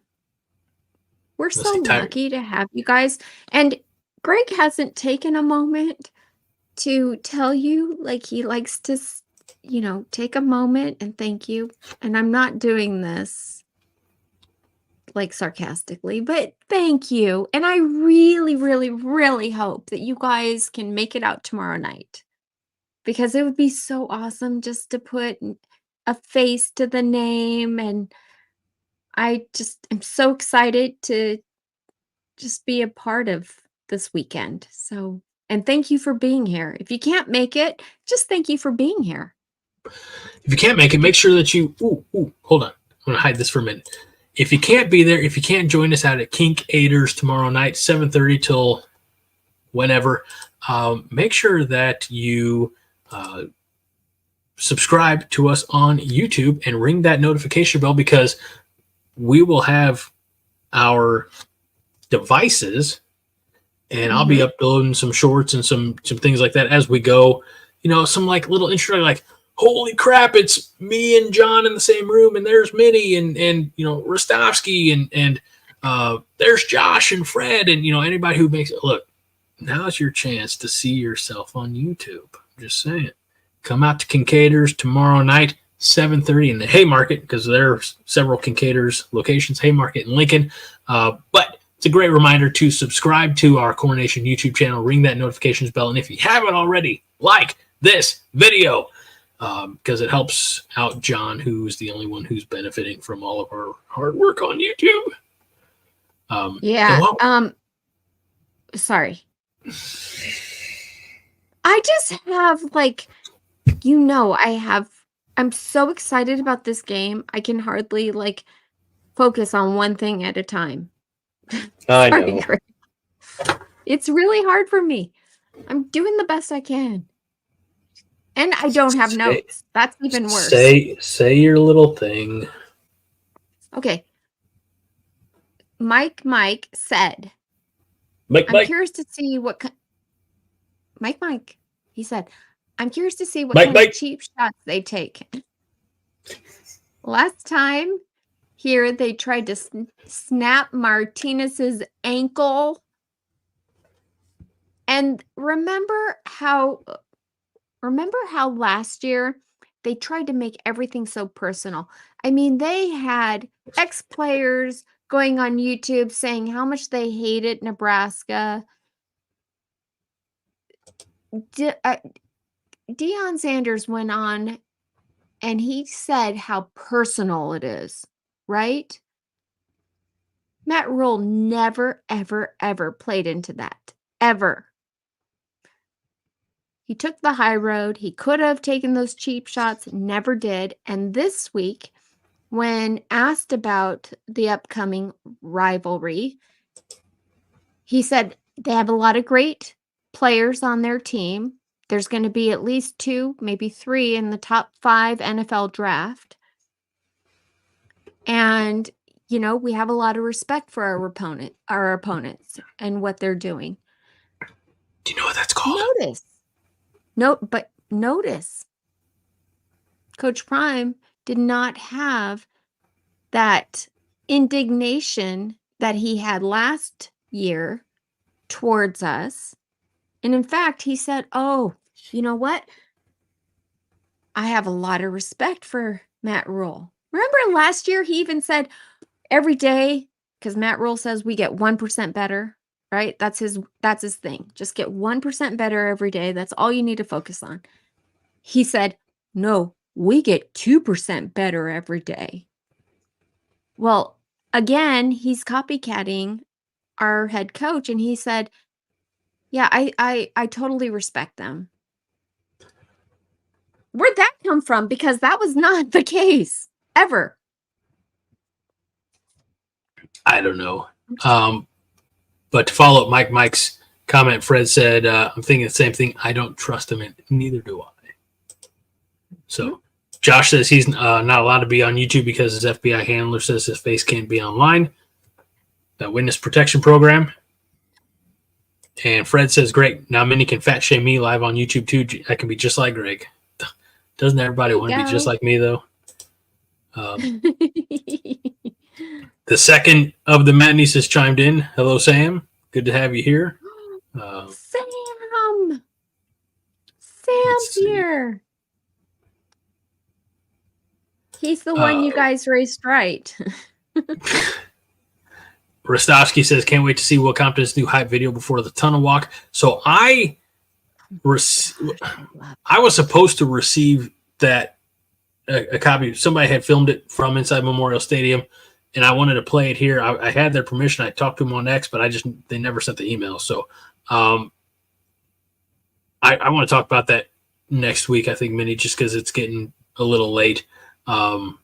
Mostly because I want to witness it in the stadium and kind of see the reaction of, dare I say, the old people, right, and be like, what is this language? Oh. You're gonna have to vlog it for us. I don't vlog it. Yeah, I'll just take it. I'll just take a video of the thing. That way I have it for myself. When it is. Okay, but I'm not gonna do a special video. Okay. Okay, whatever. All right. You should do a video log of your entire weekend. You're asking for an awful lot. I'm actually debating, the amount of time I'll actually have my phone out during the game because I've never been to a game at Memorial Stadium. So I kind of Okay. This is sorry. I know I'm so excited. I keep interrupting you, Greg, but just take a drink of your beer while I talk. This is Ashley Spitznagel. Spitznagel. Come on now. You were the one who talked to her. You didn't get it right then either. I know. It's hard to say. It's not. This is, she's amazing. Guys, the fact that she puts so much thought and feeling into her paintings. This is the painting that she did to commemorate the 100 years of Memorial Stadium. And it's right there in the rotunda, which Greg is going to be walking through. So I said, wouldn't it be fun to show Greg walking through Memorial Stadium? And so I say he's the guy in the forefront with the red. That's why he's wearing his hat on backwards. That's just has a for red that. end. Yes. Huh. Good going, Greg. So did she really paint me into that? She did. I figure here's the thing. Foreknowledge. Right. Well, I'm just figuring if you were describing me to her for the benefit of be like, yeah, he's like 800 pounds. He's a really big guy. Just put him up front and kind of low so you don't see the rest of his body. But look, they have balloons. But, do you know why they have balloons, Minnie? Well, because every time we scored a touchdown, we would let balloons go. And but we didn't in 2021. It's been so long. I miss those balloons. Well, guess what, Minnie? Balloons are back this weekend. What? You didn't know this? Justin Raji told me about it. I mean, actually, the Slack chat room told me about it, but Justin's like, hey, here's this link. I actually followed it back. So Troy Dannon, as you know, Minnie, is our athletic director. And so when he made this tweet a couple of days ago on August 31st, it's just a single red balloon. Do you think that got people piqued with interest? Oh, yeah. Hell yeah. Because we're crazy like that. And it was announced Husker football on X and probably other social media avenues as well put out a video. Again, it couldn't obtain the video, but I can at least get the image here of Troy Dannon. So up to 6,000 free red balloons are going to be handed out ahead of the game on Saturday. And they said it's going to be true? I mean, I know, so they have worked. MK says they brought him back for me, for you, Greg. They wanted it to be an authentic experience. Oh, yeah. But they did say that it's going to be for special occasions, not every game, but for special occasions. And I know they have worked on the, for lack of a better term, formula for the balloons in the past so that they are more environmentally friendly. Obviously, that's a big concern when you're, releasing thousands of balloons into the air and wherever the upper atmosphere decides to take them. Not to say that I don't care about the environment. And I'll be honest with you, the balloon tradition, having never witnessed it, I've always just, like anybody who follows me on X during the football game, Aaron Keene, I know, was over there among others. It's the number 5 Heart Podcast. Again, the number 5 Heart Podcast on X. Make sure you follow for in-game analysis, except for not this game because I don't want my phone to die.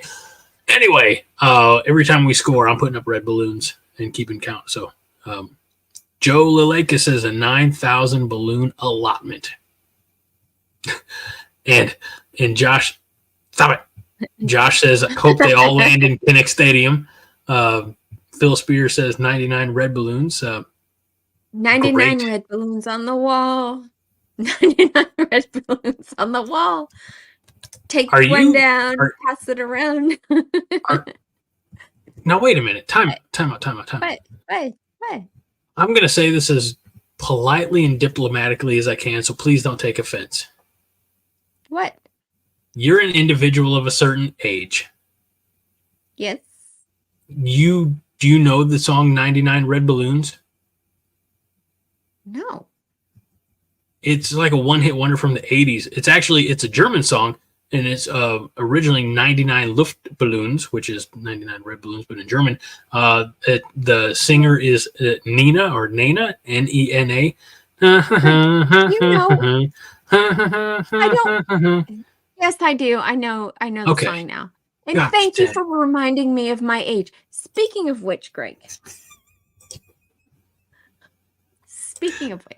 I'm just saying, you're you're like my barely older twin sister, you know.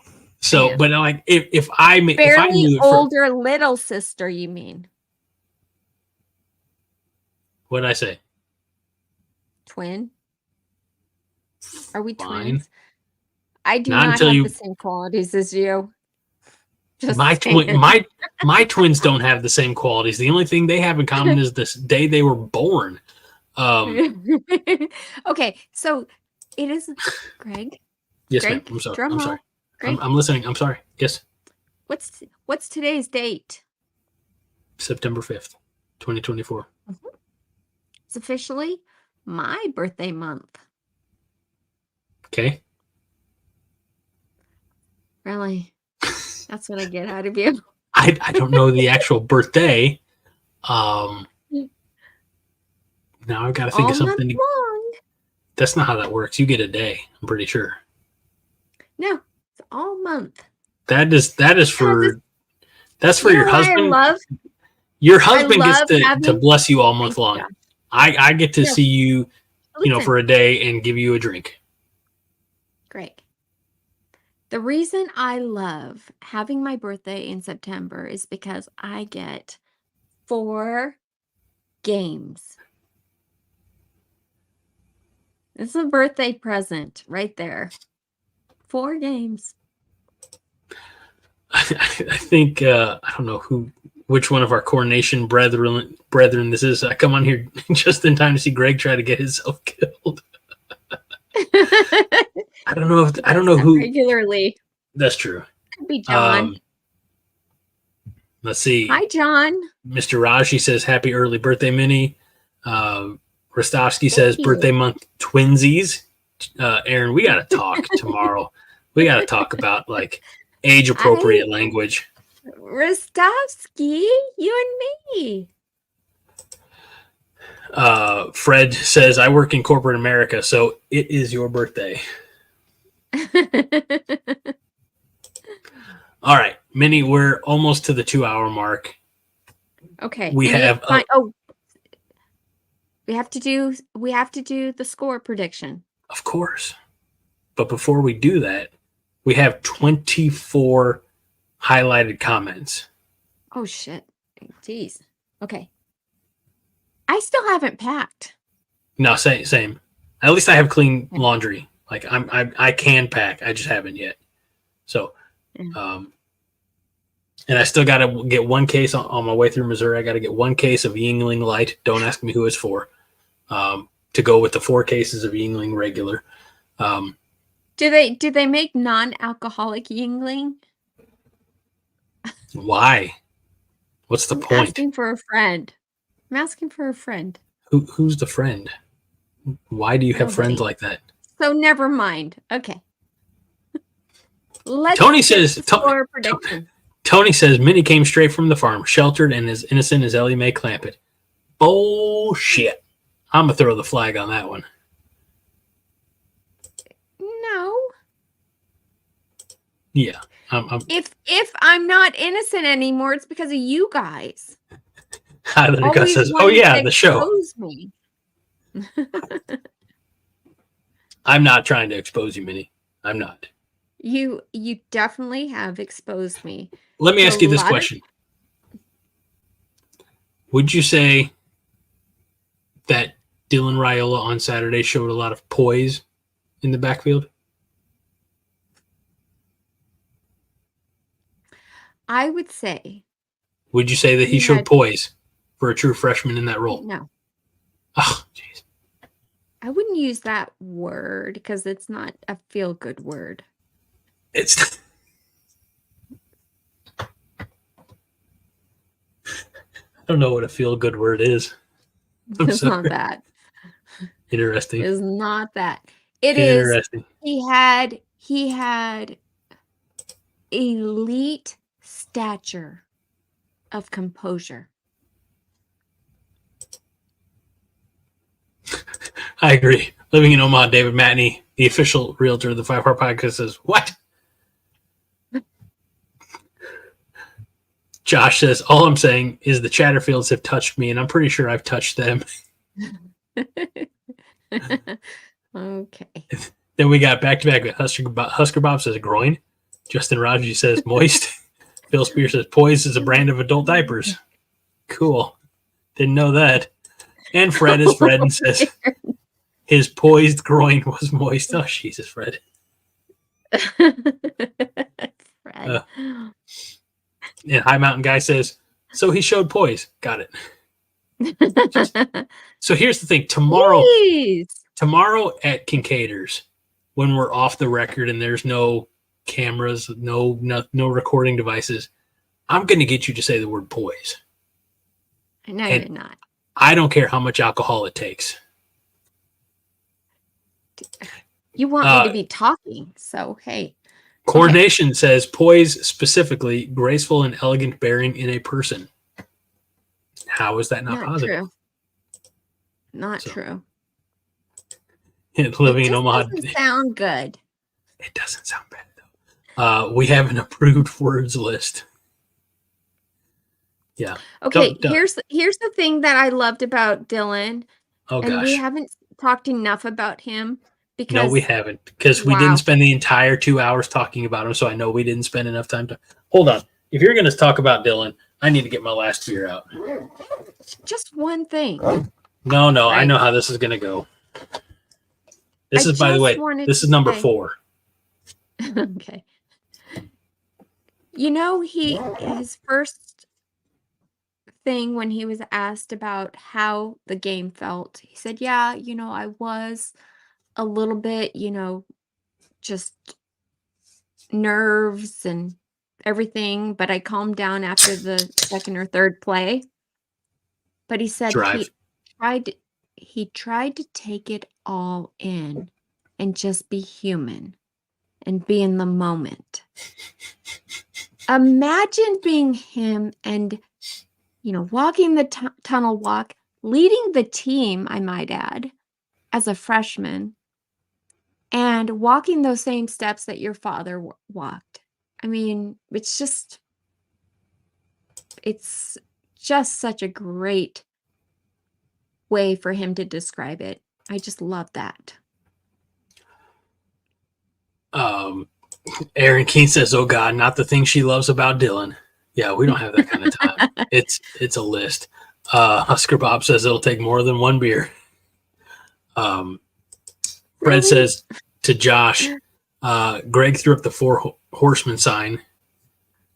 Who are the other 3? That's a really good question. Josh, don't answer that question now. We're going to table that and pick it up again tomorrow at Kincaiders, which, think about this. If enough of you wonderful, beautiful, chatterful people show up tomorrow night, Kincaiders in the Haymarket, 7:30 to whenever, it's essentially going to be like a 5 Heart podcast live without the computers. It's going to be the best thing ever. Yeah, so much better than this. I'll be there. This is pretty great. And Minnie will be there. And all of you, as many of you as possible. I know some people have already said they're not going to be there. We will miss you. And if you need a ride, give me a call. I'm driving the party bus. You don't even have a CDL, Minnie. You can't drive the party bus. Okay. All right. I'm actually going to leave this up for. I feel like there was something else that I wanted to show. Let me double check. Nope. Okay. I guess we're actually technically. All right. So now. Score. No, we have. Stop. What? Stop. We have all of these starred comments we have to get to. We cannot just ignore it. We do predictions at the very end. Now. Okay. Start. Better check yourself. Okay. Ready? Mike says, win the trenches, win the game. What are you doing? I'm going through the comments because you will take forever just to even get into it. I'm already in there. Okay, go ahead. Mike says, win the trenches, win the game. I don't disagree. Jeez, Greg. Cornhusker Corner says, I watched the UTEP highlights about 1 million times. Anytime I've been sad, I play those highlights and I feel better. And also says, we're 1-0. Me and my dad are going to the games by ourselves. No family this time. Last time it was just me and him. It was Miami 2014. That ended up being a good one for Nebraska. So fun. Yeah. So hope you enjoy it. And by the way, Cornhusker Corner, come out to Haymarket with us on Friday. Minnie, as I'm reading the starred ones, check the new ones and see if there are any that you need to start and throw in. Well, okay, Greg. Well, hey, I'm delegating.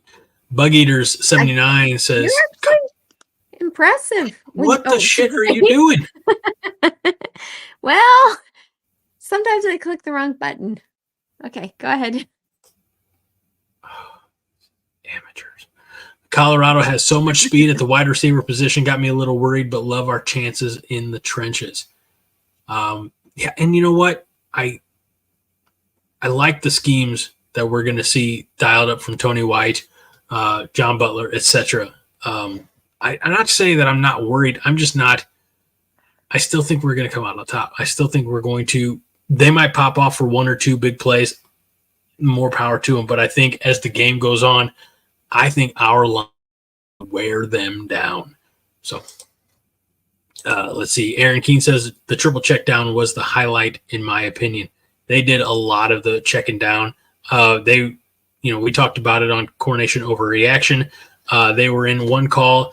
Dylan checked or audible to a run, checked back, and then went back to the run based on what he was seeing and, again, being fed through his helmet. So, there's so many tools at their capability or opportunity, whatever you want to say. So that was Cornhusker Corner, and we talked about this early on. 2nd and 30, no sweat. Even with Adrian, it would have looked like an effort. Raiola made it look easy. With no offense to Adrian, it wouldn't have happened. We would not have gotten out of that 2nd and 30. So let's see. We'll see that. Fred Sacco says, serious comment, balloons are back in Memorial Stadium. I hope Rhule takes Deion's remaining toes and floats them into the sky. He started out as a serious comment, Fred, and we appreciate that for you. Joe Lilakis says, polar bear going to chase down Shadeur. I hope so, too. Going to chase him right into Robinson. Hello? Sorry. I'm kidding, Greg. Go ahead.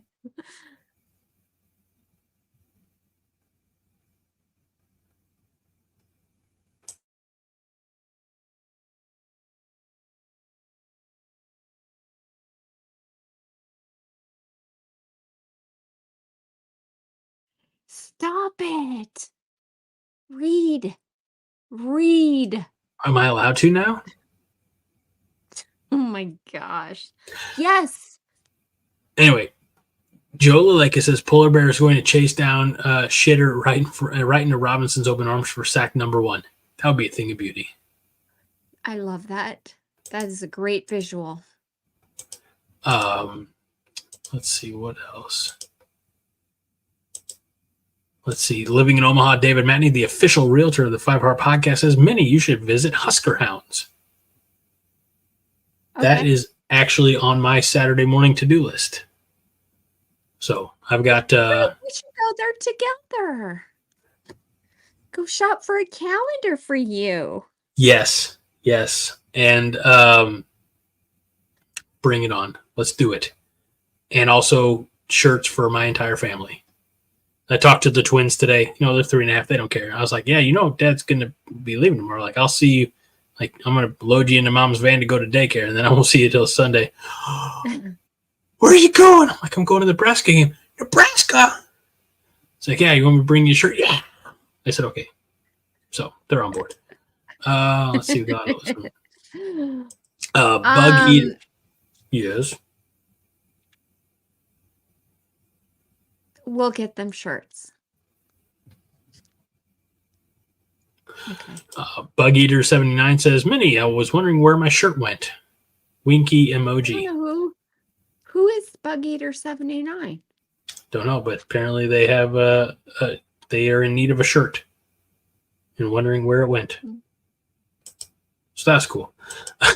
Andre with, I don't want to say it's the comment of the night, but it's definitely in the running. Nebraska's running back room is a sleeping giant. We kind of talked about this with that rotation. They have a lot of speed, they have a lot of power, and they have an offensive line that, at least against UTEP, didn't have any trouble. So I agree. Nebraska's running back room is a sleeping giant. Let's see. Brent Wolf says, I'll buy Minnie a peach wheat beer or maybe the Snow Beast, which is absolutely delish. Sounds amazing. How many people do you think are going to be buying you drinks tomorrow night? Well, the fact that I hold a drink pretty much all night, probably not very many. We'd probably be able to facilitate getting you like a flight so that you can taste test a lot of what Kincaiders has to offer. Yeah. Are you familiar with flights of beer? No. They're basically like drinks, pours about that big, but you can get like 4 or 6 of them depending on, so you can try a lot.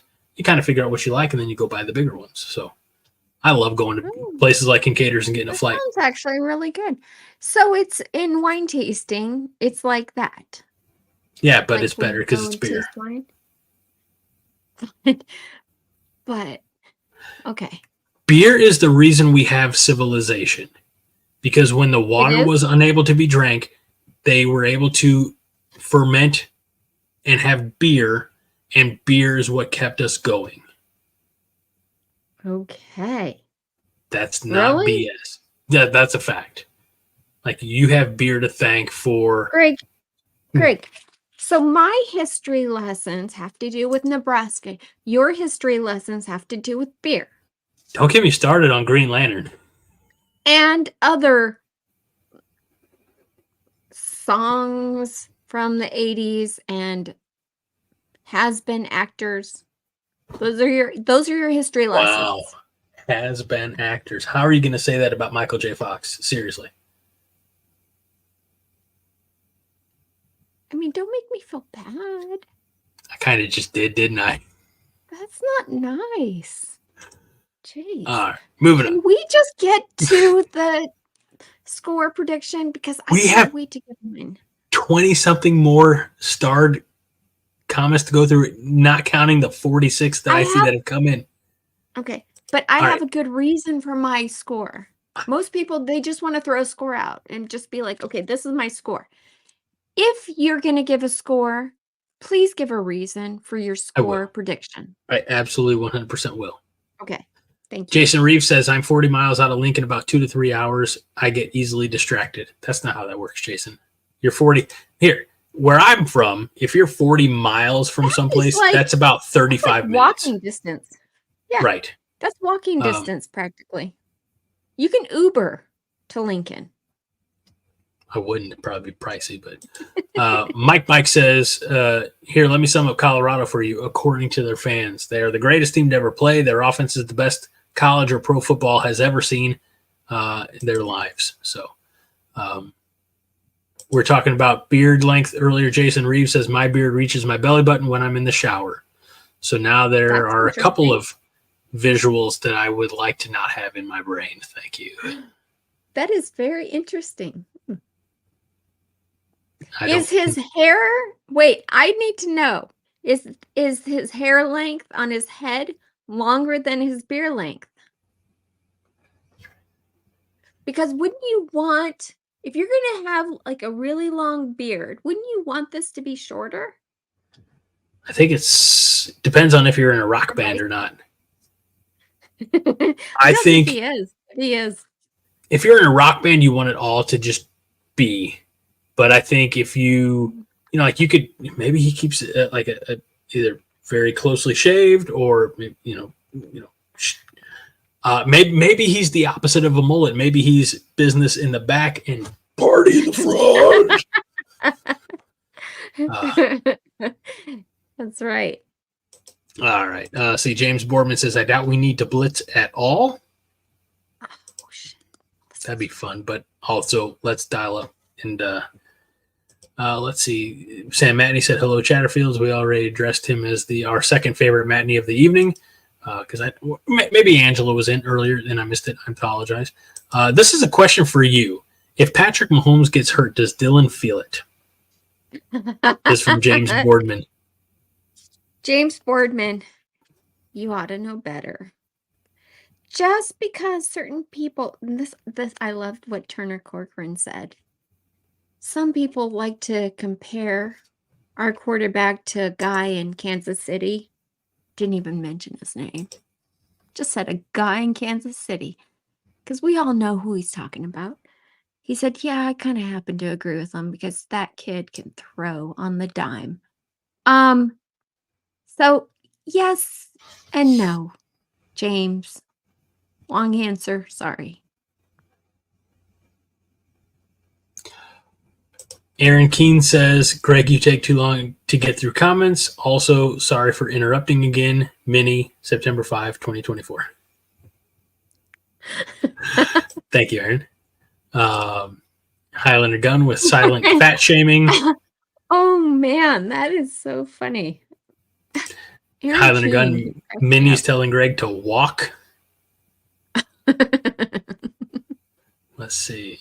I'm checking up on. I was not. Minnie does something not nice, then scolds Greg for calling it out. That sounds about right, right, Fred? Fred. That's not true. This is only a few people are going to get this one, but God bless you, Fred. Greg is the Hal Jordan of John Johnston's Abin Sur. So thank you, Fred. I appreciate you and your nerdiness as well.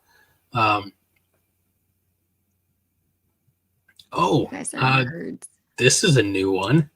Hello, Penelope Roberto. Watching Nebraska football is going to bed drunk with a 10 and waking up to a 3. Well, you still went to bed with a 10. So. Well, is Penelope a girl's name? Typically, are you gonna? Let's just address the content, not the character. Well, because the picture is of a dude. So I'm just wondering if this person's trolling us. Of course they're trolling us, Minnie. The fact that you have to mention it, are you new to the internet? No, we address the content, not the character. Okay. Remember when Warren was here and we said, Warren, you look really good in red. Welcome, Penelope. All right. It's called a tasting and it's classic, going back to talking about wine tasting? The flight of beers. Fred says Minnie's is like Splash, but she's not a mermaid. So I just keep this gift with us every week. It's tremendous. I don't even know what a sploosh is. Think about it. You just keep bringing that up? I don't. Do you want me to tell you later off air? My imagination does not. I don't. Melissa's telling you what's up. Melissa, no black. I will take your advice, my dear. Thank you, BFF. I told her before the show started, and she was like, "Let me run and change." I'm like, "We don't have time. I know how you women are. It's going to take 45 minutes for you to change your shirt. You got to pick out the right one." Not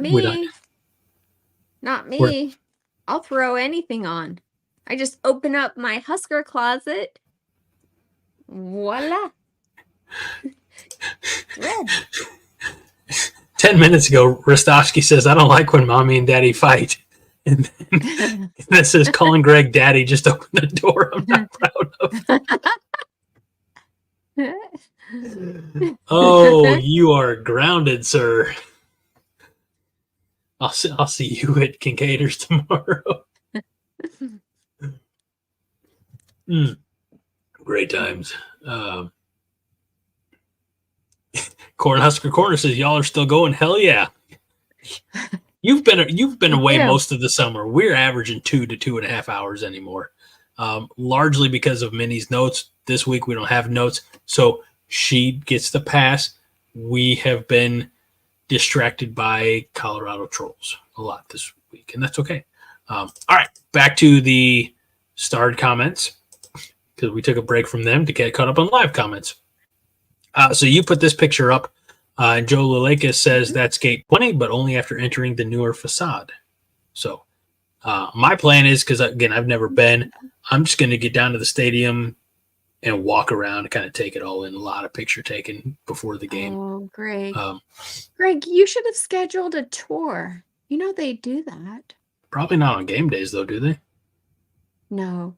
Yeah, see. But you're getting in tomorrow. Getting in tomorrow, probably like 4:30, 5 o'clock. And I'll be dipped if I let anything get in the way of my meal. Because, I'm fat. So. Okay. Let's see. A lot of scores. Let's see. Johnny Pena says Jimmy Horn, 210 receiving yards and 2 tubs. I don't know what a tub is. I mean, is one of them a clawfoot tub? Touchdowns. I think he meant touchdowns. I know what he meant, but can I not have some fun with it? Like maybe he's got a modern tub and a clawfoot tub. Who knows? That's your department. You specialize in interior decorating. Okay. Highlander Gun says, if you're in Alabama, Minnie, pick me up. Also, Highlander, we had to have this chat with one of the Colorado people. We expect better. Use the right your, please. Sorry. I couldn't let them off the hook. I can't let you off the hook. Highlander, you can use any your you want with me. If I were anywhere near Alabama, I wouldn't even have to be in the state. If I were just a bordering state, I would still come and pick you up. I will, and we'll have a grammar lesson all the way to Lincoln. Let's see.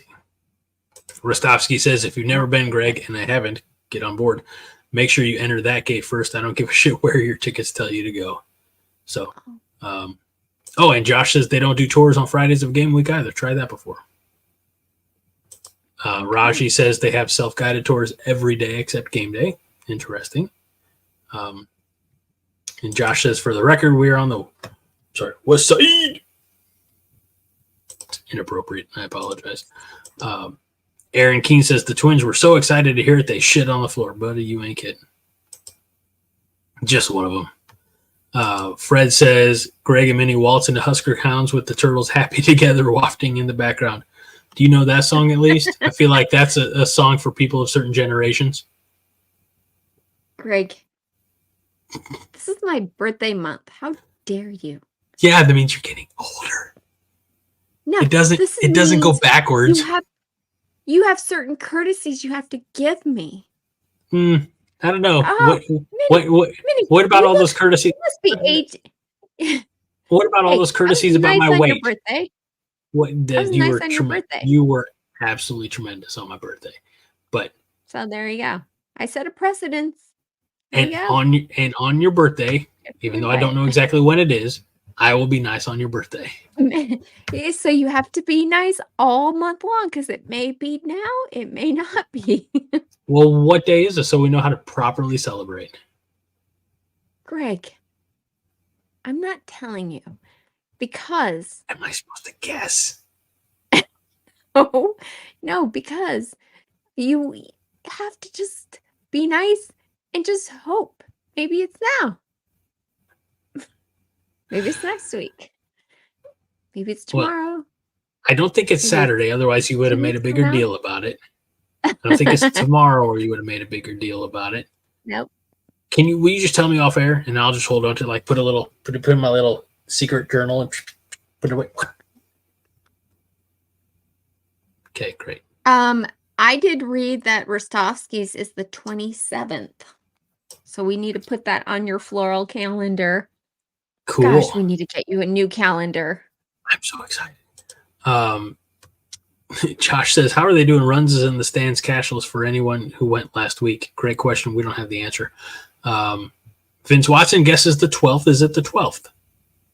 It is not. Is it the 21st per Justin Raji? No.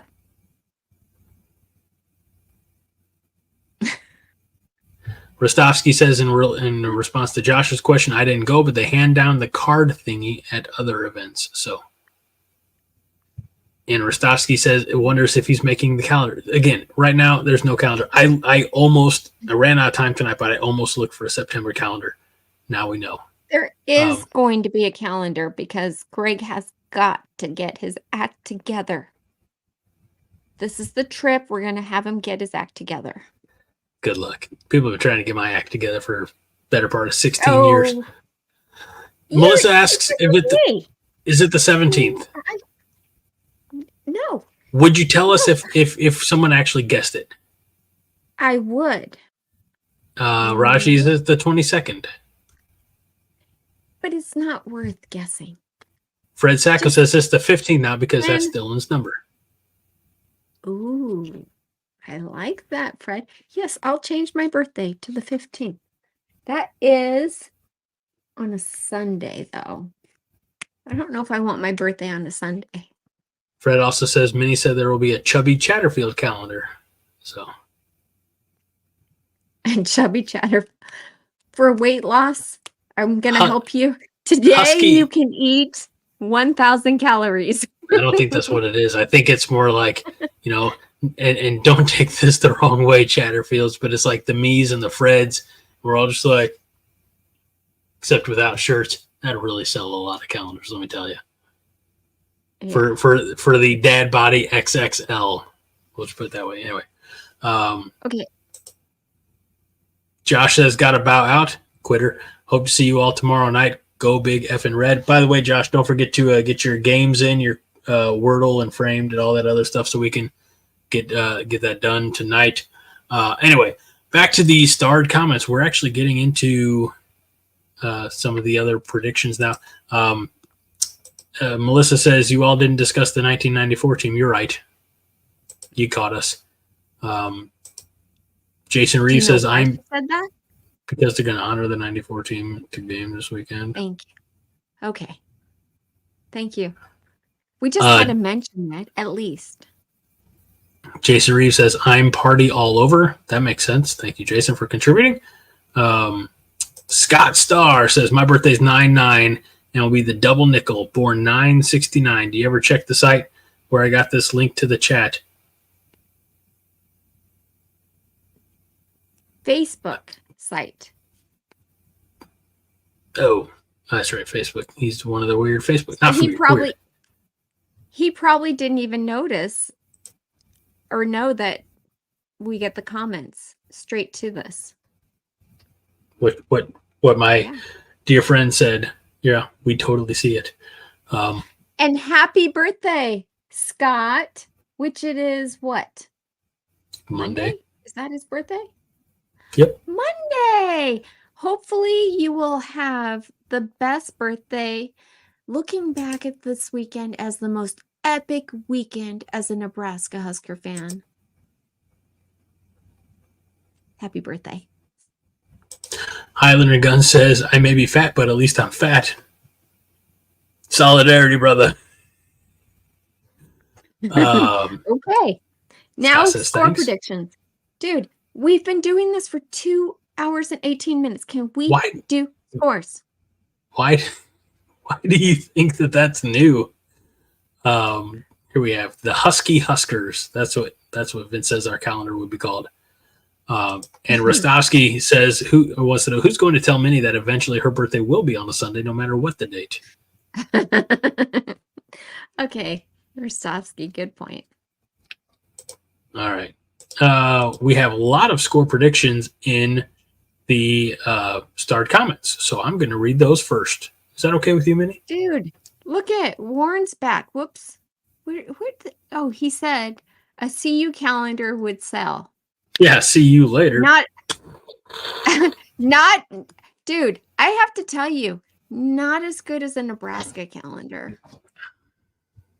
I've seen the women from Colorado. They look like they're on meth. And they don't shave their underarms.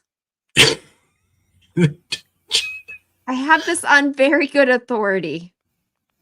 Because I told you, David used to live there, and he dated a hippie.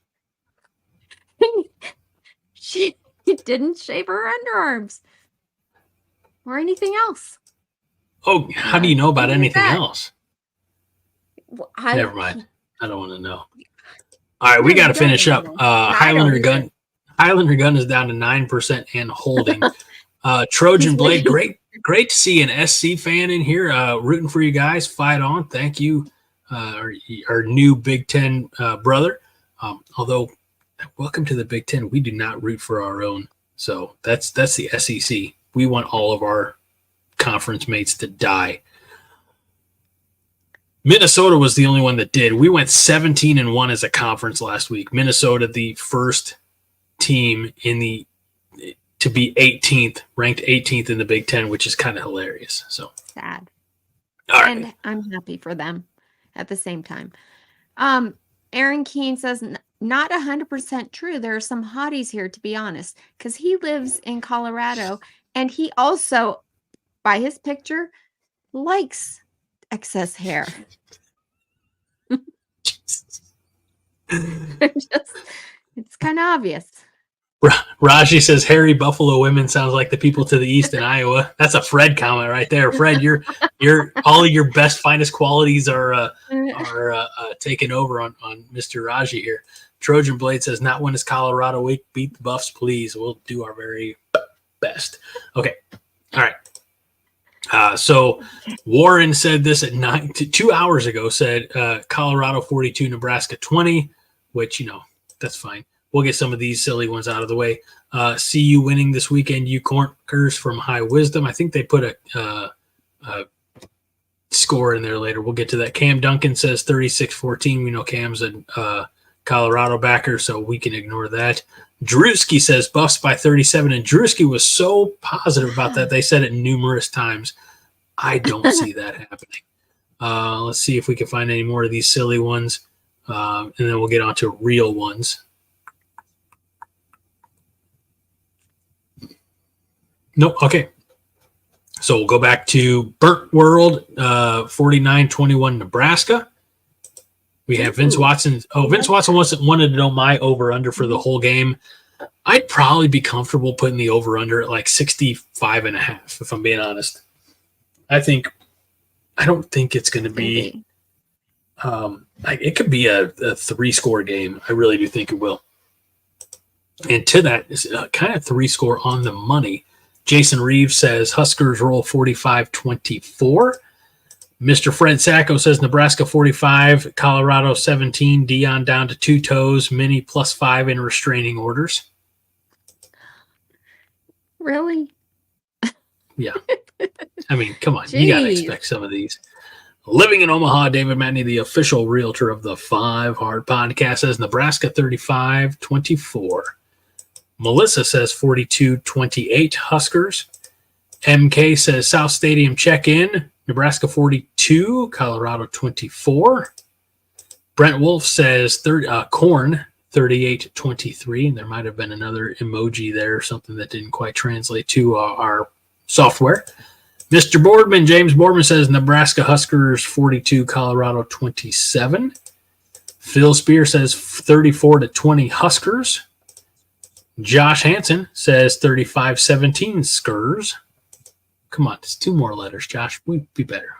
Huskers. Okay.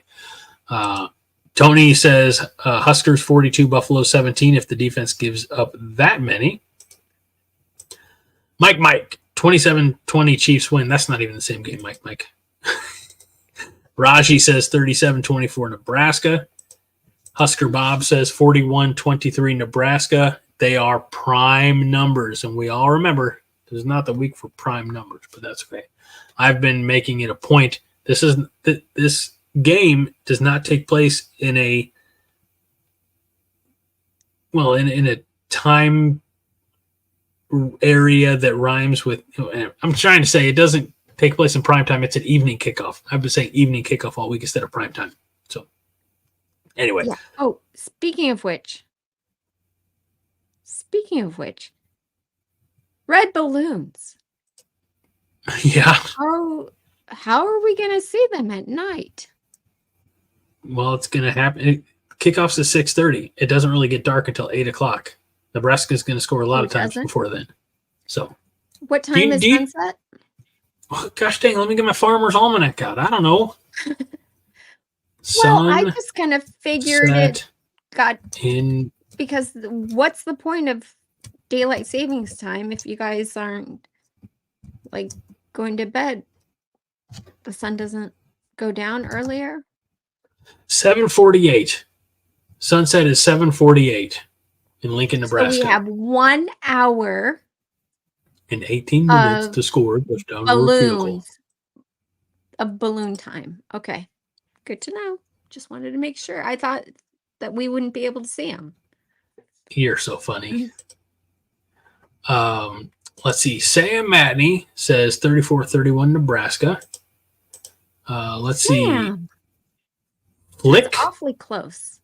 I think Flick says 36-14 score prediction. Don't know exactly what. I think Flick roots for Colorado. I kind of think he does too, because he said something along the lines of Nash didn't have any. Yep. But But did you watch the game? I mean, it's tough. Again, that's what we talk about when we're talking about the defensive line, is that his Nash, Hutmacher, and honestly, even Ty Robinson, their job is not to get sacks. It is to take up as many offensive linemen as possible. And also, he did have 3 tackles, including 1 for a loss. So let's not say he didn't record any sacks. Let's be a little bit better, Flick. Nebraska T-Bones says Big Red Freight Train rolls over the Buffs 31-9. And I think that gets... You know what? Flick is talking about last year's game. That's what he's trying to refer to.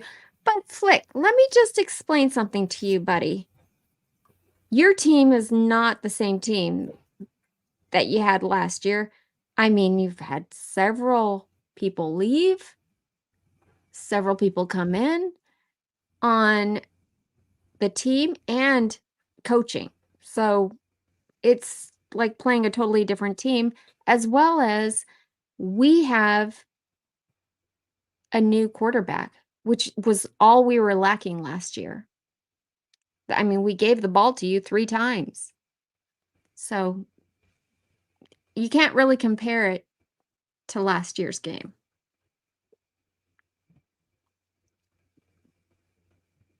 You want to add to that, Greg? No, I'll let Husker Gray add to that. People forget our offense gave Colorado basically 17 points last year. So if we just don't turn over the ball, we'll be winning the game. Our defense held Colorado in check. And I think that's the case. It's... He's right.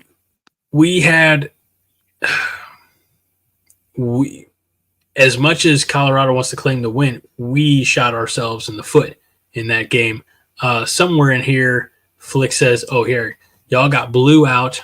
Again, blown.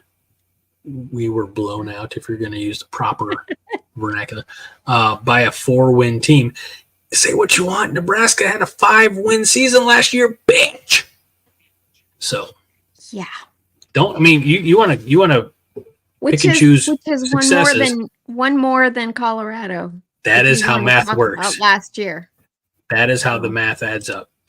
All right, Minnie. You realize that. Okay. It is time. Or prediction. Greg, you give me yours first. Well, I gave mine on the coronation overreaction with Haas earlier this week. And by the way, Haas loved it. Oh. Look, here's the thing. Part of me really wants... You can change it. You can change it between now and then and now. I could. I'm not going to. I'm giving you the freedom to. I'm giving you the freedom to. Did you not like it? I don't remember it. Oh, I loved your guys' overreaction. So here's the thing. There's a part of me, and it comes to this game. We talk about 1-score games, 1-score losses that have racked up over the few years, and part of me would really relish, Colorado to lose in a truly heartbreaking fashion, like a walk-off field goal or, last-minute touchdown, something like that, where we win by 4 or 5 points. But at the end of the day, what I really want, what would be truly satisfying for me is my first time taking in the game at the Old Gray Lady. This is the prediction that I put, the score that I gave to Haas. By the way, Haas, as a little reminder, said he initially said on our last week's show, 45-31 Nebraska. He says, nah, he's I think drinking some of that Rhule. He's like 31-3. He's like, either one of those. I say 52-14 Nebraska. Shut up. Really? Think about this. We sat our starters. I love that. For I love that. Great. Quarter and a half. And Colorado's defense didn't do a great job in the first half against North Dakota State. Sure. They did not. And when if Matt Rhule wants to make a statement, and if he's not worried about, I don't want to embarrass them, let our guys in there, let them ball. Because Colorado has 3 studs and a locker room full of Jags. And I think I trust our complete teams more than I trust their 3 studs on offense. They got shit on defense. All right. Flick, I have to tell you, sorry, Greg, I love what you were saying. But you obviously haven't been tuned into this show very long, because we started out with letting you Colorado fans know that we've met you on the field 72 times. And guess how many times we beat you? 49. Look, history is really great, and people like to use like, oh yeah, we've been whooping your ass since before the pandemic. Cool. We've been whooping your ass for 70 years or whatever the hell it is. I'm like, if you want to, you cannot pick and choose historic moments for your narrative. Too often that is the case across all facets of society. Like, oh, well, no, this is, we want to pick and choose, and you cannot a la carte this shit. Colorado historically is our bitch. And this Saturday, once again, they will be our bitch. Well, I'm just saying, like, if you're going to go backwards in time, at least, like, do the full scope. All right?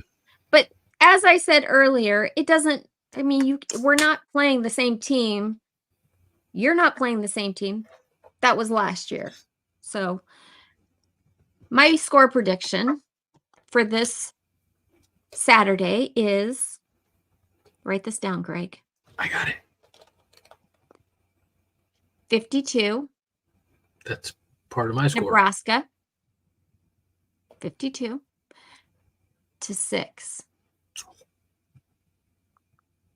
And do you want to know why I scored? I feel like you're going to tell me, because you've been really wanting to tell this for the last hour. You're like, can we get to the prediction? Can we get to the scores? Because as classy as Rhule is, he's not gonna stand up there and throw jabs in his press conferences. However, he will take it to the field and show what we are made of. Much like Ohio State did to poor little Akron. Their score was 52-6. They didn't score 1 touchdown. And I believe that our defense is that good that they can hold Mr. Shadeur Sanders and Travis Hunter. Don't forget Jimmy Horn Jr. Oh, yeah, and him too. So, that's my score prediction, and I'm standing by it. I like it. Well, one other star comment here. Husker Gray says, no Nebraska Nice in this game. I love that Matt Rhule said, maybe we can hold off Nebraska Nice till Sunday. Or some variation of that. That was like, he gets it. You know, like we don't always have to be the greatest fans in college football. Like some days, look, we've all heard the stories. Some people firsthand accounts of the pee bags and things like that they have to endure in Mm-hmm. Boulders, Folsom Field. So yeah, you know, let's I'm not want to say this right now. I'm not advocating for pee bags or throwing batteries or any violence, harm, etc. No. But we don't have to be nice to these fuckers, you know. I mean, I'll be honest with you. As long as they are not being disrespectful, I'm nice to everybody. But that's not true. You're mean to me every week. Well, yeah, Greg, come on now. Sometimes you deserve it.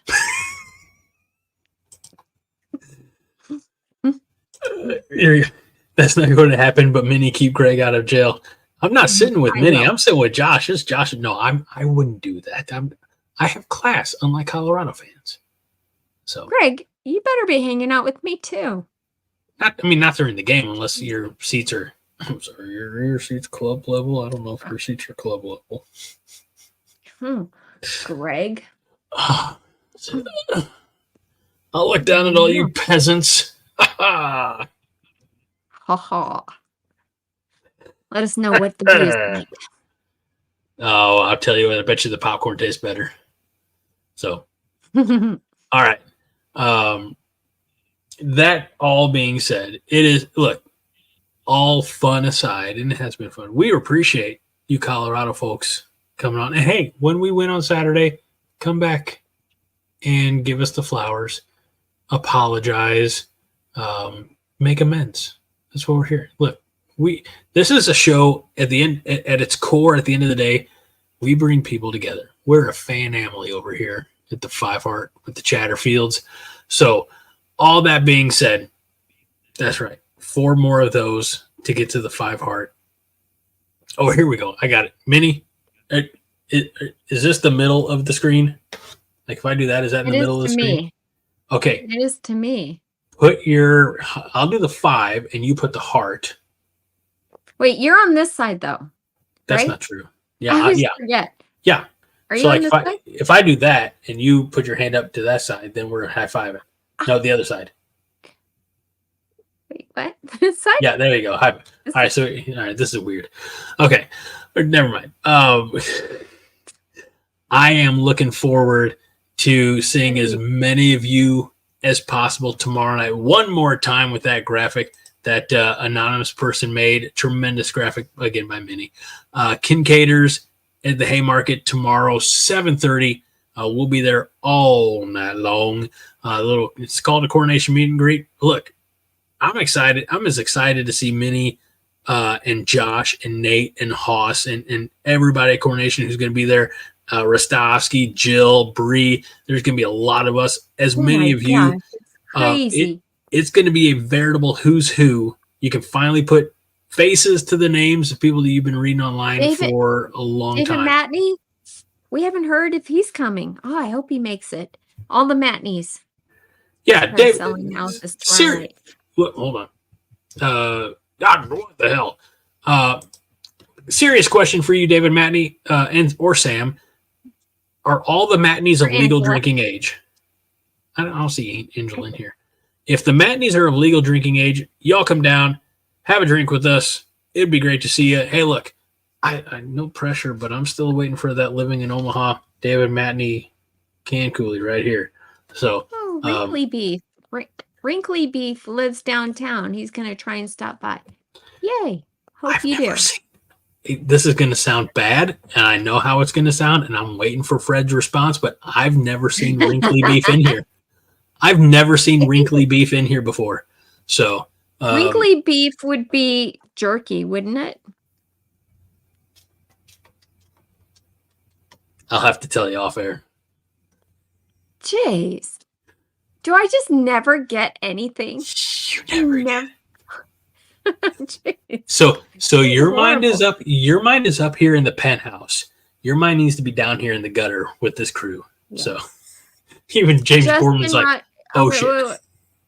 Okay, Justin, thank you for reminding me. I'm going to send him a text tomorrow morning. So, yes, he will be invited. The voice of college football. Living in Omaha, David Matney. Is that another banned word? Are we talking wrinkly beef? I don't think so. Fred says, I bet you have seen wrinkly beef, Greg. Anyway, all the Matneys are of legal drinking age, so it would be great to see the Matneys come on down, join us for just even a drink or two, something like that. It'd be great to see you all. I'm gonna have my phone as fully charged as possible. I'm just gonna try to record everything. Like get pictures with all of you. I'm looking at this as just a tremendous time to get together. I'm so pumped for this entire weekend. I thank you all.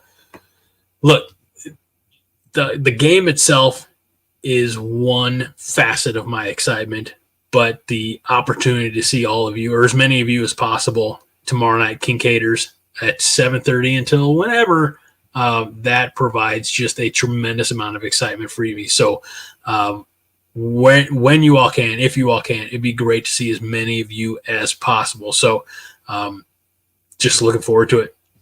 That is it. I think, Minnie, unless you have anything final for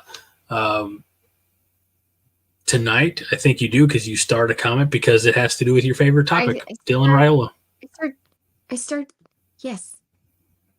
Well, no, I didn't start Dylan Raiola comment. You did. One. I didn't start this one. You started this one. Frank Caroni 6 says, I'm an Ohio State fan and Nebraska has a great quarterback, Heisman Trophy candidate. Obviously talking about Heinrich Haarberg. Jalen Gramstead. Heinrich Haarberg. We don't have time. Okay. 100% completion rate percentage. 100% HH. Okay. Aaron Keene says, go Big Red and FCU. Let's effing go. I love it. I think that's it. That's all we need to say. Frank did say Raiola, baby. I'm like, Frank, you're new here. As an Ohio State fan, you get a pass, but typically it's just my job every week to just squash Minnie's hopes and dreams just a little bit. So it's called subversion, subverting the expected. So, all right. That being said, everybody, looking forward to seeing you again tomorrow night at Kincaiders at the Haymarket. Just what an exciting time we're going to have. It's going to be basically an extension of what we're doing right now, just in person tomorrow, and I won't be the only one drinking. So and you can feel free to interrupt Greg as much as you want tomorrow night. Yeah, because Minnie does it every week. So just, in fact, we'll start a line, and I'll just start saying something, and somebody come up, interrupt me, give me $1, and move on. So, all right. All that being said, again, we know you have a lot of entertainment options, so many entertainment options, and it seems like more every week. You could be spending your 2.5, almost 3 hours anywhere else. I told Minnie that, like, when we're in season, it's supposed to be shorter episodes. Nobody else got that memo. But that's all right. He didn't have a format, David Matney. That's not. Don't blame him. This is me. All right, that's my fault.